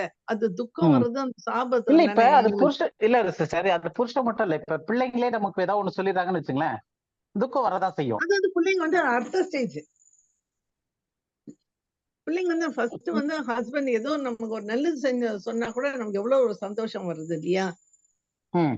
இல்ல கோவத்துல நீங்கலாம் கூட கோவத்துல இருக்கும்போது ஆம்பளைங்க இல்ல ஏதாவது இது வந்து ஒரு மாதிரி சொல்லிட்டாக்கா. பார்ஷியலா இல்லையா? ம். இல்ல ஒரு ஏன்னா சாபத்துக்கு வந்து உன் ஆசை உன் புருஷனை பற்றி இருக்கும் அப்படின்னா, அப்ப சப்போஸ் இந்த கனியை புசிக்காம இருந்து இந்த சாபம் வராம இருந்துச்சுன்னா, இதனுடைய பிளெஸிங் வந்து இதனுடைய ரிவர்ஸா தானே இருக்கும். ஆமா. புரியுதா உங்களுக்கு அந்த பாயிண்ட்? அப்படின்னா எப்படி ரிவர்ஸா இருக்கும் கொஞ்சம் சொல்லுங்க பாப்போம். புருஷனுடைய ஆசை மனைவியை பற்றியதா இருக்கும். பிரதர் இதுக்கு மேல எக்ஸ்பிளைன் பண்ணா உங்களுக்கு பிரச்சனை என்ன? என்ன பிரதர் இப்படியெல்லாம் என்ன வம்புல மாட்டி விடுறீங்க? ச்சே. நல்ல வேளை அந்த இல்ல உண்மையிலே கார்த்திகேயன் பிளஸடு இன்னைக்கு 2 பேரும் ஆப்சென்ட். இந்த இந்த இந்த வார்த்தை மட்டும் ரெக்கார்ட் பண்ணாதீங்க. எப்படியெல்லாம் என்ன மாட்டி விடுறாரு பாரு அவரு. ச்சே. நீங்க மாத்திரம் இல்ல, அவரு கூட தான் மாட்டிட்டு இருக்கிறாரு. சாமி கூட தான். சரி சொல்லுங்க பிரதர், ரிவர்ஸ்ல என்ன ஓகே. இருக்கும்? நாமெல்லாம் அவ்வளவு என்னால ரிவர்ஸ் நினைக்கவே முடியல பிரதர். உன் இல்ல ஆசை உன் அதான் மனைவியை மாமா, பற்றி இருக்கும்னு இருக்கும். இதுக்கு Reverse ஜஸ்ட் ல போட்டா. ஆப்போசிட் என்னம்மா? ஓ, ரிவர்ஸ்ல போட்டா என்ன மனைவி ஆகுது? உன் ஆசை மனைவியை பற்றி இருக்கும்னா இல்ல இல்ல புருஷனுடைய ஆசை மனைவியை பற்றி இருக்கும். அவன் தான் சுத்தி சுத்தி வரணும். ஆப்போசிட் அது. ஓகே. எவ்வளவு இப்ப நம்ம பெரிய இதை வந்து கரெக்டா எவ்வளவு புரிஞ்சுக்கிறதுக்கு ட்ரை பண்ணுவோம். ஆக்சுவலா இந்த பிரச்சனை ஏன் வந்திருக்கு அப்படின்னு சொன்னோம்னா, இதனுடைய மொழிபெயர்ப்பினுடைய ஒரு எரர்னால. Okay okay. மொழிபெயர்ப்பினுடைய எரர்னால. ஏன்னா இது வந்து இந்த பசில் எல்லாம் மேட்ச் பண்ணும்போது சம்பந்தமே இல்லாம ஒரு நல்ல ஒரு புல்வெளிக்கு எல்லாம் ஒரு கிரீன் பஸ்ல அரேஞ்ச் பண்ணிட்டு இருக்கும்போது திடீர்னு ஸ்கைனுடைய ஒரு ப்ளூ பஸ்ல எடுத்து வந்து வச்சுட்டு நம்ம நடுவுல தேடி பாக்குற மாதிரி இருக்கு இது. ஏன்னா வித்தியாசமா இருக்கு. கர்ப்பவதியை வந்து வேதனையை பெருக பண்ணுவேன்றது துக்கமான ஒரு விஷயம். வேதனையோட பிள்ளை பெறுவான்றது கஷ்டமான விஷயம். உன் ஆசை உன் புருஷனை பற்றி இருக்கும், அவ்வளவுதான். அது ஒரு வேதனையான ஒரு விஷயம் மாதிரி இங்க சொல்லப்பட்டிருக்கு. சோ அப்ப அது வந்து என்னன்னு நம்ம திங்க் பண்ணி ஆகணும். அவன் உன்னை ஆண்டு கொள்வான்னு அடுத்த இது இருக்கு. அப்ப உன் ஆசை வந்து புருஷனை பற்றி இருக்கும், அவனும் உன்னை நேர்த்தி பண்ணல, அவன் உன்னை ஆண்டு கொள்வான்னு இருக்கு. சோ அது கொஞ்சம் இதுவா இருக்கு. அப்ப இதனுடைய டிரான்ஸ்லேஷன் எங்க எரர் வந்திருக்கு அப்படின்னு பார்க்கும்போது, இதனுடைய மெயினான ரூட் எங்க இருந்து ஆரம்பிச்சது அப்படின்னு பார்த்தோம்னா, நம்ம இந்த டிரான்ஸ்லேஷன் ஹிஸ்டரி எடுத்து படிச்சு பார்த்தோம் அப்படின்னும் போது, அந்த டிரான்ஸ்லேஷன் ஹிஸ்டரியில வந்து எபிரேயத்துல எழுதுன அந்த ஹீப்ரூ பைபிள் எல்லாத்தையுமே வந்து இயேசு கிறிஸ்துக்கு ஒரு 300 வருஷங்களுக்கு முன்னாடி செப்டுஜென்ட் அப்படின்னு சொல்லிட்டு கிரீக்ல டிரான்ஸ்லேட் பண்றாங்க. இன்னைக்கு நமக்கு இருக்கக்கூடிய மிக பழமையான சோர்ஸ்ன்றது வந்து செப்டுஜென்ட். அதுல இருந்துதான் மறுபடியும் இயேசு கிறிஸ்துவின் காலத்துல எபிரேயத்துல மோசராட்டிக் டெக்ஸ்ட்னு சொல்லிட்டு மறுபடியும் அதை ஹீப்ரூக்கு டிரான்ஸ்லேட் பண்றாங்க. இன்னைக்கு நம்ம கையில பார்க்கக்கூடிய எல்லா ஹீப்ரூ மேனஸ்கிரிப்ட்ஸ் எல்லாமே வந்து இந்த செப்டுஜென்ட்னு சொல்லக்கூடிய கிரீக் இதுல இருந்து எடுக்கப்பட்டதுதான். சோ அந்த மாதிரி அந்த ஒரு பழைய சோர்ஸ் அதுல இருந்தா இன்னைக்கு இருக்கிற எல்லா ஹீப்ரூமே மாத்தி எழுதியிருக்காங்க. சோ அப்ப அந்த செப்டுஜென்ட்ல என்ன போட்டிருக்கு அப்படின்னு பார்த்தோம் அப்படின்னா, thy submission shall be to thy husband and he shall rule over thee. அதுக்கு தமிழ்ல கரெக்டா மொழிபெயர்த்து சொல்லணும் அப்படின்னா எப்படி வரும்னா, அவர் ஸ்திரியை நோக்கி நீ கர்ப்பவதியா இருக்கும்போது உன் வேதனையை மிகவும் பெருக பண்ணுவேன், ஒரு பாயிண்ட். நீ வேதனையோடு பிள்ளை பெறுவாய், 2வது பாயிண்ட். உன் புருஷனுக்கு கீழ்ப்பட்டு இருப்பாய். 3வது பாயிண்ட், அவன் உன்னை ஆண்டு கொள்வான் என்றார்.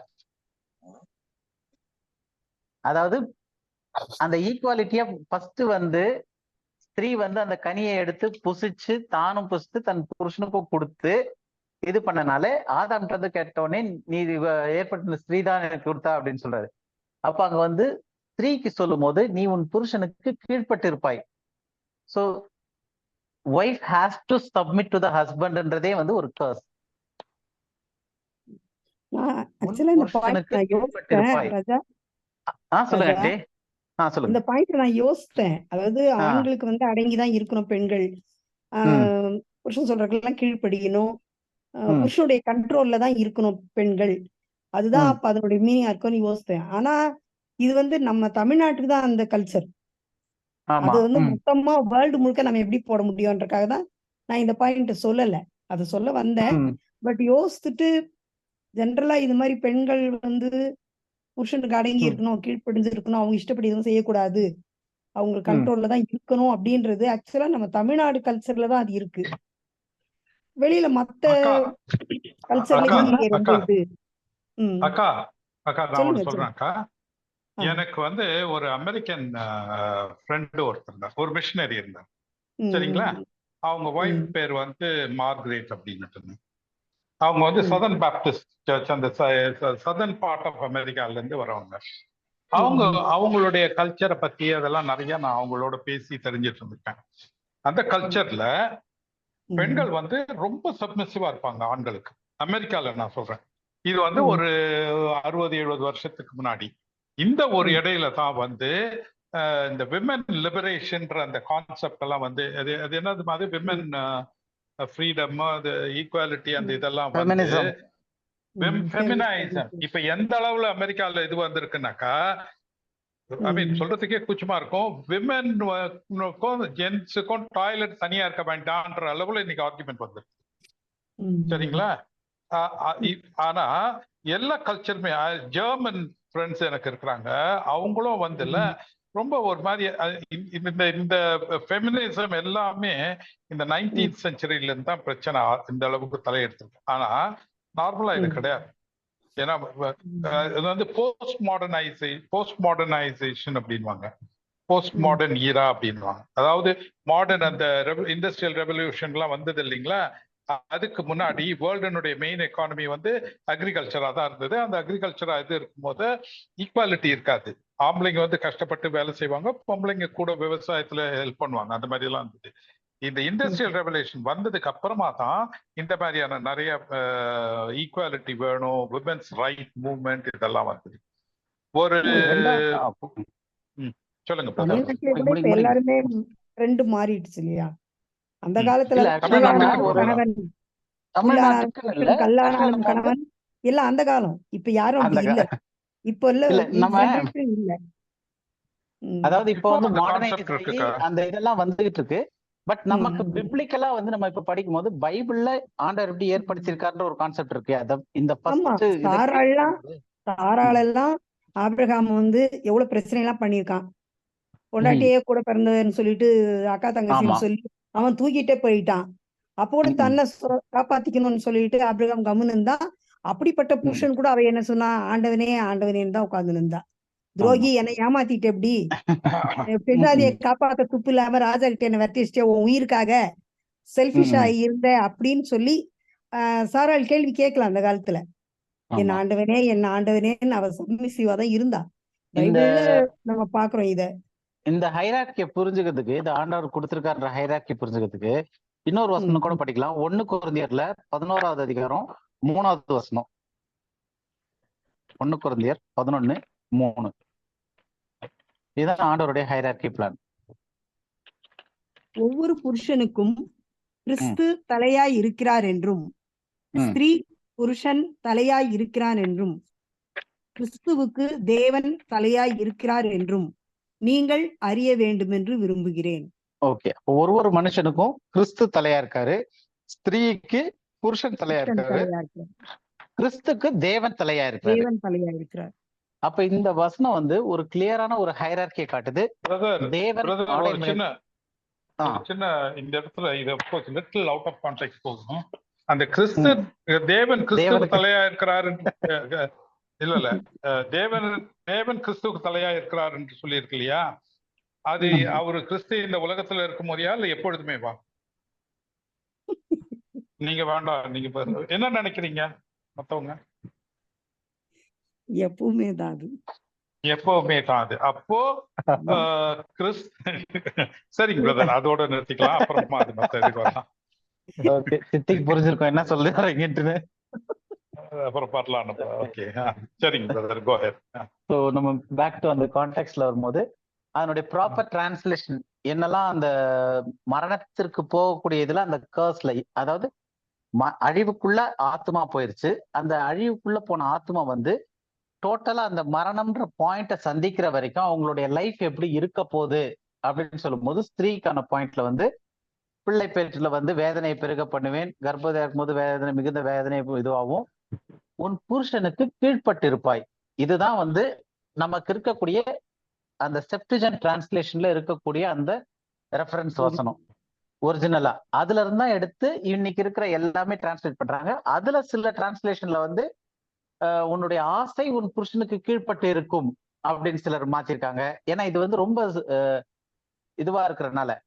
பட் ஆனா ஒரிஜினல் டிரான்ஸ்லேஷன்ல என்ன வருது அப்படின்னு பார்த்தோம்னா, நமக்கு இருக்கிறதுல மேக்சிமம் பின்னாடி போய் பார்க்கும்போது உன் புருஷனுக்கு கீழ்பட்டு இருப்பாய். ஏன்னா அதனுடைய அடுத்த வசனம் வந்து அது கரெக்டா மேட்ச் ஆகுது. அவன் உன்னை ஆண்டு கொள்வான். சோ ஒருத்தர் வந்து ரூல் பண்ணும், ஒருத்தர் வந்து சப்மிசிவா இருக்கணும்.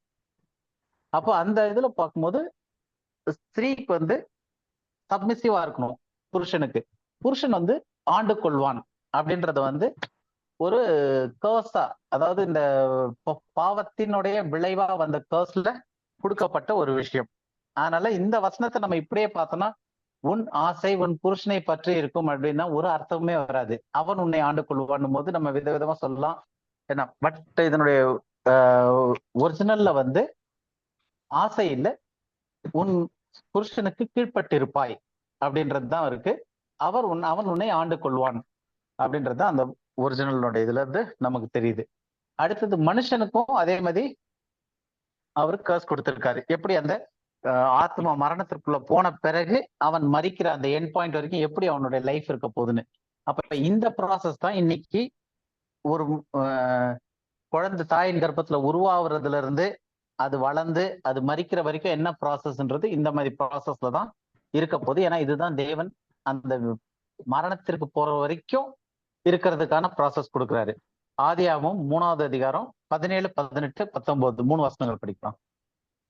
பின்பு அவர் ஆதாமை நோக்கி, நீ உன் மனைவியின் வார்த்தைக்கு செவி கொடுத்து புசிக்க வேண்டாம் என்று நான் உனக்கு விலக்கின விருட்சத்தின் கனியை புசித்தபடியினாலே பூமி உன் நீ உயிரோடு இருக்கும் நாளெல்லாம் வருத்தத்தோடே அதன் பலனை புசிப்பாய். அது உனக்கு முள்ளும் குறுக்கும் முளைப்பிக்கும். வெளியின் பயிர் வகைகளை புசிப்பாய். நீ பூமியிலிருந்து எடுக்கப்பட்டபடியால் நீ பூமிக்கு திரும்பும் மட்டும் உன் முகத்தின் வேர்வையால் ஆகாரம் புசிப்பாய். நீ மண்ணாய் இருக்கிறாய், மண்ணுக்கு திரும்புவாய் என்றார். இதுதான் வந்து ஆதாமுக்கு கொடுத்த அந்த கர்ஸ். எப்படி கர்ஸ்னா வந்து அந்த மரணம் ப்ராசஸ் எப்படி இருக்க போகுது அப்படின்னு சொல்லிட்டு. அப்ப இந்த மரணம் ப்ராசஸ்ல அவர் சொல்ற சில விஷயங்கள் என்னன்னா, பூமி உன் நிமித்தம் சபிக்கப்பட்டிருக்கும். அப்ப இன்னைக்கு பூமி வந்து ஒவ்வொரு விஷயமா அது டீக்ரேட் ஆகி போயிட்டே இருக்கிறது வந்து ஒரு சாபத்திற்கானது. அந்த சாபமும் அதாவது ஆதாம் கனியை புசித்த பிறகு அந்த மரணம்ன்றது வந்து முக்கியமா புரிஞ்சுக்க வேண்டிய ஒரு விஷயம் என்னன்னா, வெறும் ஆதாமையோ இல்ல ஏவாளையோ மட்டும் பாதிக்கல, அவங்க மட்டும் அழிவுக்குள்ள வரல, மாறா இந்த பூமியே சபிக்கப்பட்ட ஒரு நிலைமைக்கு மாறுது. பூமி உன் நிமித்தம், ஆதாமின் நிமித்தம், அந்த பாவத்தின் நிமித்தம் சபிக்கப்பட்டதா இருக்கும், சபிக்கப்பட்டிருக்கு. வருத்தத்தோட அதன் பலனை புசிப்பாய். அப்படின்னா என்னன்னா, அந்த பலன் வர்றதுக்கு வந்து நீ ரொம்ப கஷ்டப்படணும், ஏன்னா அது சாபத்துக்குள்ள இருக்கனால. ரெண்டாவது, முள்ளும் குறுக்கும் முளைப்பிக்கும். அப்ப இதெல்லாமே வந்து ஒரு கர்சனுடையது. என்னென்ன அவன் செய்றானோ, வெளியின் பயிர் வகைகளை புசிப்பாய். அதுக்கு முன்னாடி வந்து பழம் தரும் இந்த விருட்சம்லாம் இருந்துச்சு ஏற்கனவே. ஆனா இங்க வந்து வெளியின் பயிர் வகைகளை புசிப்பாய், உன் முகத்தின் வேர்வையால் ஆகாரம் புசிப்பாய். அப்ப இது மொத்தமே கர்ஸ். எப்படி கஷ்டப்பட்டு சம்பாதிக்கிறான், இருந்தாலும் அவனுடைய ஆகாரம் வந்து வேர்வை சிந்தி புசிக்கிற மாதிரி இருக்கு. அவன் நிமித்தமாக பூமியும் சபிக்கப்பட்டிருக்கு. இது ஒரு முக்கியமான பாயிண்ட். பூமின்றது வந்து எல்லாமே அதுல இருந்து தான் வருது. மனுஷனுக்கு மட்டும்தான் ஆவி தேவனிடத்துல இருந்து வந்தது. மற்ற எல்லா மிருகங்களுக்கும் பூமியில இருந்தா அந்த ஆவி வந்துச்சு. ஜீவன், மிருகங்களுக்கான ஜீவன் பூமியில இருந்து வந்துச்சு. அந்த ஜீவன் கொடுக்கக்கூடிய அந்த பூமியும் சபிக்கப்பட்டதா மாறி இருக்கு ஆதாமினுடைய அந்த ஒரு காரியத்தினால. அப்ப இது டோட்டலாவே வந்து வெறும் ஆதாம் ஏவாளுக்கு மரணம் மட்டும் இல்லாம பூமியும் அதனுடைய பலன்களும் அதனுடைய இம்பாக்ட் வந்து அதனுடைய விளைவிக்கிற தன்மையில இருந்து எல்லாமே வந்து ஒரு சாப நிலைக்குள்ள மாறிடுச்சு. அது மாறுறது மட்டும் இல்ல, ஒரு டைம் லிமிட் சொல்றாரு. நீ உயிரோடு இருக்கும் நாளெல்லாம் அப்படின்னு சொல்லிட்டு 3:17 பார்த்தோம் அப்படின்னா, பூமி உன் நிமித்தம் சபிக்கப்பட்டிருக்கும், நீ உயிரோடு இருக்கும் நாளெல்லாம் வருத்தத்தோட அதன் பலனை புசிப்பாய் அப்படின்றாரு. அப்போ இதுல நம்ம ஏற்கனவே நம்ம பார்த்தோம், நீ சாகவே சாவாய்ன்னு சொன்னது 2:17 இந்த கனியை புசிக்கும் நாளிலே நீ சாகவே சாவாய்னாரு. சொல்லிட்டு இங்க அதுக்கான தண்டனையை வச்சு அத சொல்லி எப்படிலாம் ஒன்னு நிமித்தமா சபிக்கப்பட்டிருக்கும், அந்த மரணம் எப்படி இருக்கும்னு சொல்லும் போது நீ உயிரோடு இருக்கும் நாளெல்லாம் அப்படின்றாரு. புரியுதா அந்த கான்ட்ராஸ்ட் உங்களுக்கு? மரணம் அந்த நாள்லயே கிடையாது அப்படின்றது மரணம் வந்து அந்த ப்ராசஸ் எப்படி இருக்குன்னு சொல்லும் போது நீ உயிரோடு இருக்கும் நாளெல்லாம்னு போது அது ஒரு டைம் லிமிட் சொல்லுது. நீ உயிரோட என்னைக்குமே இருக்க போறது இல்லை. நீ உயிரோடு இருக்கிற நாள் வரைக்கும், அதாவது கொஞ்சமா நீ டீக்ரேட் ஆயிட்டே போவ. வாடி வதங்கி ஒரு செடி மறிக்குது அப்படின்னா எப்படி இருக்குமோ அந்த மாதிரி நீ உயிரோடு இருக்கும் நாளெல்லாம் வருத்தத்தோட இதெல்லாம் செய்வ அப்படின்னு சொல்லிட்டு. அப்ப அவரு அங்க நீ கனியை புசிக்கும் நாளிலே சாகவே சாவாய்ன்னு சொன்னது இன்ஸ்டன்ட், டக்குன்னு அப்படியே இது கண்ணை மூடிடுறத பத்தி அவர் பேசலன்றது இதுல இருந்தே தெளிவாகுது. நீ சாகவே சாவாய்ன்றது நீ அழிவிற்குள்ளாய் போவாய், மரணத்திற்குள்ளாய் போவாய். அந்த மரணத்திற்குள்ளாய் நீ அழியும் தன்மைக்கு அந்த நாள்ல மாறிடுவ. அந்த நாள்ல மாறின பிறகு நீ அழிஞ்சு போறதுக்கு டைம் இருக்கு. அந்த டைம் என்னது? நீ உயிரோடு இருக்கிற நாள். அந்த உயிரோடு இருக்கும் நாளெல்லாம் நீ எப்படியெல்லாம் வந்து கொஞ்சமா கஷ்டப்பட்டு நீ டீக்ரேட் ஆயிட்டே போவ. ஏன்னா நீ வந்து அந்த டைம் லிமிட் அடுத்த சொல்ற, நீ பூமிக்கு திரும்ப மட்டும் அப்படின்றாரு. அடுத்த வசனத்துல 19 பார்க்கும்போது, நீ பூமியில இருந்து எடுக்கப்பட்டபடியால் நீ பூமிக்கு திரும்ப மட்டும் அப்படின்றது என்னது? Time frame. அது வரைக்கும். அப்போ மரணம்னு ஆண்டவர் சொன்னது வந்து நீ சாகவே சாவாய்ன்னு சொன்னது வந்து அந்த 24 மணி நேரத்துல நடக்க போற மரணத்தை பத்தி அப்படி சொல்லல அவரு. நீ சாகவே சாவாய்னது வந்து அந்த டைம்ல நீ அழிவுக்குள்ளாய் மாறிடுவ. அழிவுக்குள்ளாய் மாறின பிறகு நீ மண்ல இருந்து வந்தனால நீ மண்ணுக்கு திரும்புற வரைக்கும், நீ உயிரோடு இருக்க நாள் வரைக்கும் நீ இப்படியெல்லாம் கஷ்டப்பட்டு டீக்ரேட் ஆகி கொஞ்சம் கொஞ்சமா அந்த மரணத்தை அன்னைக்கு கனியை புசிச்சோடனே உன் ஆத்மா மாறுச்சு இல்லையா, அந்த மாற்றத்தின் விளைவாக நீ இப்படியெல்லாம் கஷ்டப்பட்டு கடைசியில போய் சாவாய். அப்ப இந்த சாவுன்றது வந்து மரணம்ன்றது வந்து ஒரு ப்ராசஸ். அந்த ப்ராசஸ் வந்து ஆண்டவர் வந்து அந்த கனியை புசிச்ச உடனே அந்த ப்ராசஸ் ஸ்டார்ட் ஆயிடுச்சு மனுக்குலத்துக்கு. அந்த மனுக்குலத்துக்கு மட்டும் ஸ்டார்ட் ஆகல, அந்த சாபம் எதுக்குள்ள ஸ்டார்ட் ஆச்சுன்னா பூமிக்குமே ஸ்டார்ட் ஆயிருக்கு. எல்லாம் விளைவிக்கிற முள்ளும் குறுக்கும் விளைவிக்கிற மாதிரி இருக்கு. அந்த பூமிக்கும் அந்த சாபம் வந்திருக்கு. இது எல்லாமே சேர்ந்து மனுஷனை வந்து அவனுடைய அழிவு கொண்டு போய் அது ஒரு ப்ராசஸா கொண்டு போய் முடிக்குது. அப்ப மரணம்ன்றது ஒரு ஜேர்னி, ஒரு ப்ராசஸ், அது ஒரு நிகழ்வு கிடையாது. ஆனா மரிப்பதன் அந்த ஒரு ப்ராசஸ்னுடைய இறுதி நிகழ்வு அதுதான் மரணம். ஒருத்தர் இறந்துட்டாங்க அப்படின்னு சொல்றது வந்து அந்த ப்ராசஸ் தாயின் கர்ப்பத்துல உருவாகும் போதே மரணத்திற்குள்ளான ப்ராசஸ்ல ஸ்டார்ட் ஆகி கொஞ்சம் கொஞ்சமா போய் ஒவ்வொருத்தருக்கும் ஒரு காலகட்டம் இருக்கும். ஆதாமுக்கு 990 வருஷம் வச்சாங்க, இன்னைக்கு 60, 70, சிலர் 10, சிலர் வயிற்றுலயே. அப்ப அந்த ப்ராசஸ் வந்து ஒவ்வொருத்தருக்கும் ஒரு மாதிரி போகுது. இப்ப அந்த ஃபைனலா எண்ட் பாயிண்ட்ல மரணம் அப்படின்ற நிகழ்வு ஃபைனலா முடியுது இல்லையா, அது எப்படி நடக்குது? அது நடக்கும்போது என்ன நிகழும்? இது வந்து நம்ம பார்த்தது இவ்வளவு நேரம் பார்த்தது ப்ராசஸ். உயிரோடு இருக்கும் நாள் மட்டும், இல்லைன்னா நீ மண்ணுக்கு திரும்ப மட்டும் இப்படி இருக்கும். அப்ப மண்ணுக்கு திரும்புற அந்த எண்ட் பாயிண்ட் எப்படி இருக்கும் அப்படின்னு பாக்குறோம் அப்படின்னா, சரீரம் ஆவி ரெண்டுமே வந்து அதோடைய இடத்துக்கு திரும்புது. ஏன்னா அது ரெண்டுமே வந்து எங்க இருந்தோ வந்ததுன்னு நம்ம படிச்சோம். எப்படி மனுஷனுடைய சிருஷ்டிப்புல படிக்கும் போது மண்ல இருந்து எடுக்கப்பட்டு ஆவி கொடுக்கப்பட்டு ஆத்மா உருவாக்கப்பட்டுச்சு அப்படின்னு சொல்லி பார்த்தோம். அப்ப மரணம்ன்றத வந்து ஆண்டவர் எப்படி சொல்றாரு? ஆதியாகமம் 3:19 பாருங்க 3:19, அதே 3:19. நீ பூமியிலிருந்து எடுக்கப்பட்டபடியால் நீ பூமிக்கு திரும்பும் மட்டும் உன் முகத்தின் வேர்கள் ஆகாரம் புசிப்பாய், நீ மண்ணா இருக்கிறாய், மண்ணுக்கு திரும்புவாய் என்றார். இப்ப இந்த இதுல வந்து மரணத்தை பத்தி ஆண்டவர் சொன்ன முதல் விஷயம் என்னன்னா, இங்கிலீஷ்ல ரிட்டர்ன் அப்படின்ற வார்த்தையும், தமிழ்ல வந்து திரும்பும் அப்படின்றது.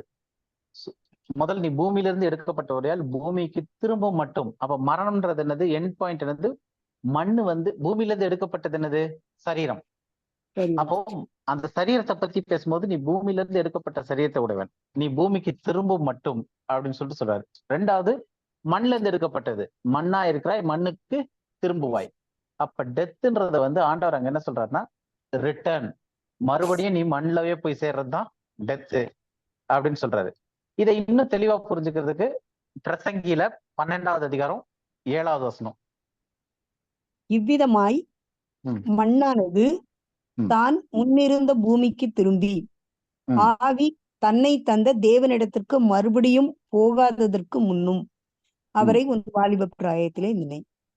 சோ இப்ப இதோட போக்கஸ் வந்து வாலிப பிராயத்துல நினைக்கணும்னு சொல்லியிருந்தாலும், அதுக்கு முன்னாடி இருக்கிற சத்தியம் என்ன அப்படின்னு பார்த்தோம்னா, மண்ணானது தான் முன்னிருந்த பூமிக்கு திரும்பி. அப்ப மரணத்தை குறித்து ஆண்டவர் அங்க என்ன மரணம்னு என்ன சொன்னாரோ அதை தான் இங்க சொல்லுது. அதாவது மரிக்கிறதுக்கு முன்னாடி நீ உன் வாலிப பிராயத்துல தேவனை நினைன்னு சொல்றதுக்கு இன்னொரு இதா எப்படி சொல்லியிருக்கு அப்படின்னா, மண்ணானது முன்னிருந்த மண்ணுக்கு திரும்பி. அடுத்தது ஆவி. ஏன்னா இந்த ரெண்டு சேர்ந்துதான் மனிதனை உருவாக்கப்பட்டிருக்கு. அந்த மனிதன் ஜீவாத்மான ஆறுது. மனிதன்றது வந்து நம்ம ஃபர்ஸ்டே பார்த்தோம், மனிதன்றது மண்ணுல செஞ்ச அந்த உருவத்துக்கு மனிதன் பேர் இருக்குது. அந்த மனிதனுக்குள்ள ஜீவ சுவாசம் வந்தோடனே அந்த மனிதன் ஜீவ ஆத்மாவானான்னு இருக்கு. அப்ப மனிதன் சொல்லப்படுறது மெயினா இந்த சரீரத்தையும் அந்த மண்ணுல இருந்து எடுக்கப்பட்டதையும் சொல்லலாம். அவன் நடமாடுற பீயிங்கா அந்த ஜீவ ஆத்மாவா மாறின பிறகு அவன் நடமாட, வைக்க, பேச, ஃபீலிங்ஸோட ஒரு ஆளா மாறுறது. அதுதான் வந்து உயிரோடு இருக்கிற தன்மையை காட்டுறது. அப்ப இது ரெண்டும் சேர்றதுக்கு அவங்க பயன்படுத்துனது வந்து மண்ணும் ஆவியும். அப்ப இது மரணத்துலன்னு சொல்லும் போது, மரணம்ன்றத வந்து பைபிள் எப்படி குறிக்குது? ரெண்டு விஷயம். ஒண்ணு, மண்ணு திரும்பி போயிரும், ஆவி தன்னை தந்த தேவனிடத்திற்கு மறுபடியும் போயிரும் அப்படின்னு சொல்லிட்டு. அப்ப இந்த ரெண்டும் பிரிஞ்சு போயிருச்சு அப்படின்னா, ஏன்னா ரெண்டும் ஒவ்வொரு இடத்துல இருந்து வந்துச்சு. சரீரம் மண்ணுல இருந்து எடுக்கப்பட்டுச்சு, சுவாசம் ஆவி தேவனிடத்துல இருந்து வந்துச்சு. அப்ப இது ரெண்டுத்துக்கும் ஒரு டெஸ்டினேஷன் இருக்கு, ஒரு எங்க இருந்து வந்துச்சுன்னு தெரியும், அதுக்கே ரிட்டர்ன் போயிருது. இப்ப இது ரெண்டும் சேர்ந்தனால உருவாக்கப்பட்ட ஒரு பொருள் தான் என்னது? ஆத்மா. அது ஜீவ ஆத்மாவா உருவாக்கப்பட்டுச்சு. அந்த ஆத்மா பாவம் செய்யும் போது அழியும் தன்மைக்கு மாறினால அந்த ஆத்மா கொஞ்ச நாள் இருந்து இது ரெண்டும் பிரியும் போது அந்த ஆத்மா மரித்து விடுகிறது. அந்த ஆத்மா இல்லாமையே போயிருது. ஆத்மா அதுக்கப்புறம் கிடையாது அப்படின்றதுதான் மரணம். அப்ப மரணம் அப்படின்னு சொல்லும் போது எது மரிக்குது அப்படின்னு கேட்டா, ஆவி மரிக்கிறது இல்ல. ஏன்னா ஆவி மறுபடியும் ரிட்டர்ன் போயிருது ஆண்டவர்கிட்ட. அது எங்கன்னு வந்துச்சோ. இந்த சரீரம், நம்ம சரீரம் மரணம்னு சொல்றோம், ஆனா இந்த சரீரம் வந்து மரிக்குது அப்படின்னு சொன்னா லிட்டரலா இந்த சரீரம் மரிக்கல. ஏன்னா இறந்த பிறகு ஒருத்தரை நம்ம அப்படியே உடலை வந்து வீட்டுல படுக்க வச்சிருப்பாங்க, அங்க சரீரத்தை பார்த்துட்டு தான் இருக்கிறோம், சரீரம் அங்கதான் இருக்கு. அப்ப அதுக்கப்புறம் தான் தூக்கிட்டு அதை மண்ணுக்கு வைக்கிறோம், மண்ணுக்கு ரிட்டர்ன் போயிருது அந்த சரீரம். அப்ப அங்க என்ன இல்லாம போயிருக்கு, எது மரிச்சிருக்கு அப்படின்னு பார்த்தோம்னா, ஆவி இல்லாம தேவன்கிட்டே போயிடுச்சு. சரீரம் நம்ம முன்னாடியே தான் வச்சிருக்கிறாங்க. ஒரு மரணம் நடந்திருக்குன்னா சரீரம் அந்த இடத்துல தான் இருக்கு, அது மேலதான் உழுது அழறாங்க, எல்லாம் செய்யறாங்க, சரீரம் அங்கதான் இருக்கு. அப்ப எது இல்லாம போயிடுச்சுன்னா அந்த உணர்வுள்ள அந்த ஆத்மா, அவங்கள நடமாட வச்சுக்கிட்டு இருந்தா அந்த ஒரு எல்லா விதமான உணர்வுகளும் இருக்கக்கூடிய அந்த ஒரு பொருள் தான் ஆத்மா. அந்த ஆத்மா அங்க இல்ல, அது வந்து மரிச்சிருச்சு அப்படின்னு சொல்லிட்டு பார்ப்போம். ஸோ இதுதான் வந்து ஆத்மாவுக்கு மரிக்குது. அப்ப இந்த மரித்த ஆத்மா எங்க போகுது? ஸோ இதன் டீட்டெயில நம்ம இன்னும் கொஞ்சம் படிப்போம். மரித்த ஆத்மா எங்க போகுது அப்படின்னு பார்த்தோம்னா, வேதத்துல வந்து ஆத்மாக்குன்னு ஒரு இடம் கிடையாது. உதாரணத்துக்கு வேதம் அது வந்து எப்படி சொல்லுது அப்படின்னா, நித்திரைன்னு சொல்லுது. மரணத்துல வந்து ஆத்மா தான் மரிக்குதுன்னு பார்த்தோம். அதனால இப்ப மரணம்னு சொன்னாலே அது வந்து ஆவி மரணம் இல்ல சரீரம் மரிச்சிருக்குன்னு சொன்னாலும், சரீரம் வந்து லிட்டரலா மரிக்கல, அது ரிட்டர்ன் தான் போகுது. அது வந்து நம்ம லோக்கலா சொல்லும்போது மரிச்சுட்டாங்க, சரீரம் மரிச்சிருக்கு, மரித்த சரீரம் இருக்கு அப்படின்ற, மரித்ததனுடைய சரீரம் தான் அங்க இருக்கு. அப்போ மரித்தது ஆத்மா. மரணம்ன்றதே ஆத்மாக்கு தான் உடையது. அந்த ஆத்மா மரித்த பிறகு அந்த மரணத்திற்கு எப்படி சொல்லுது பைபிள் அப்படின்னு பார்த்தோம்னா, நித்திரை, தூக்கம்னு சொல்லுது, நித்திரையா இருக்காங்கன்னு சொல்லிட்டு. 2 வசனம் படிக்கலாம் அதுக்கு. சங்கீதம் 13:3.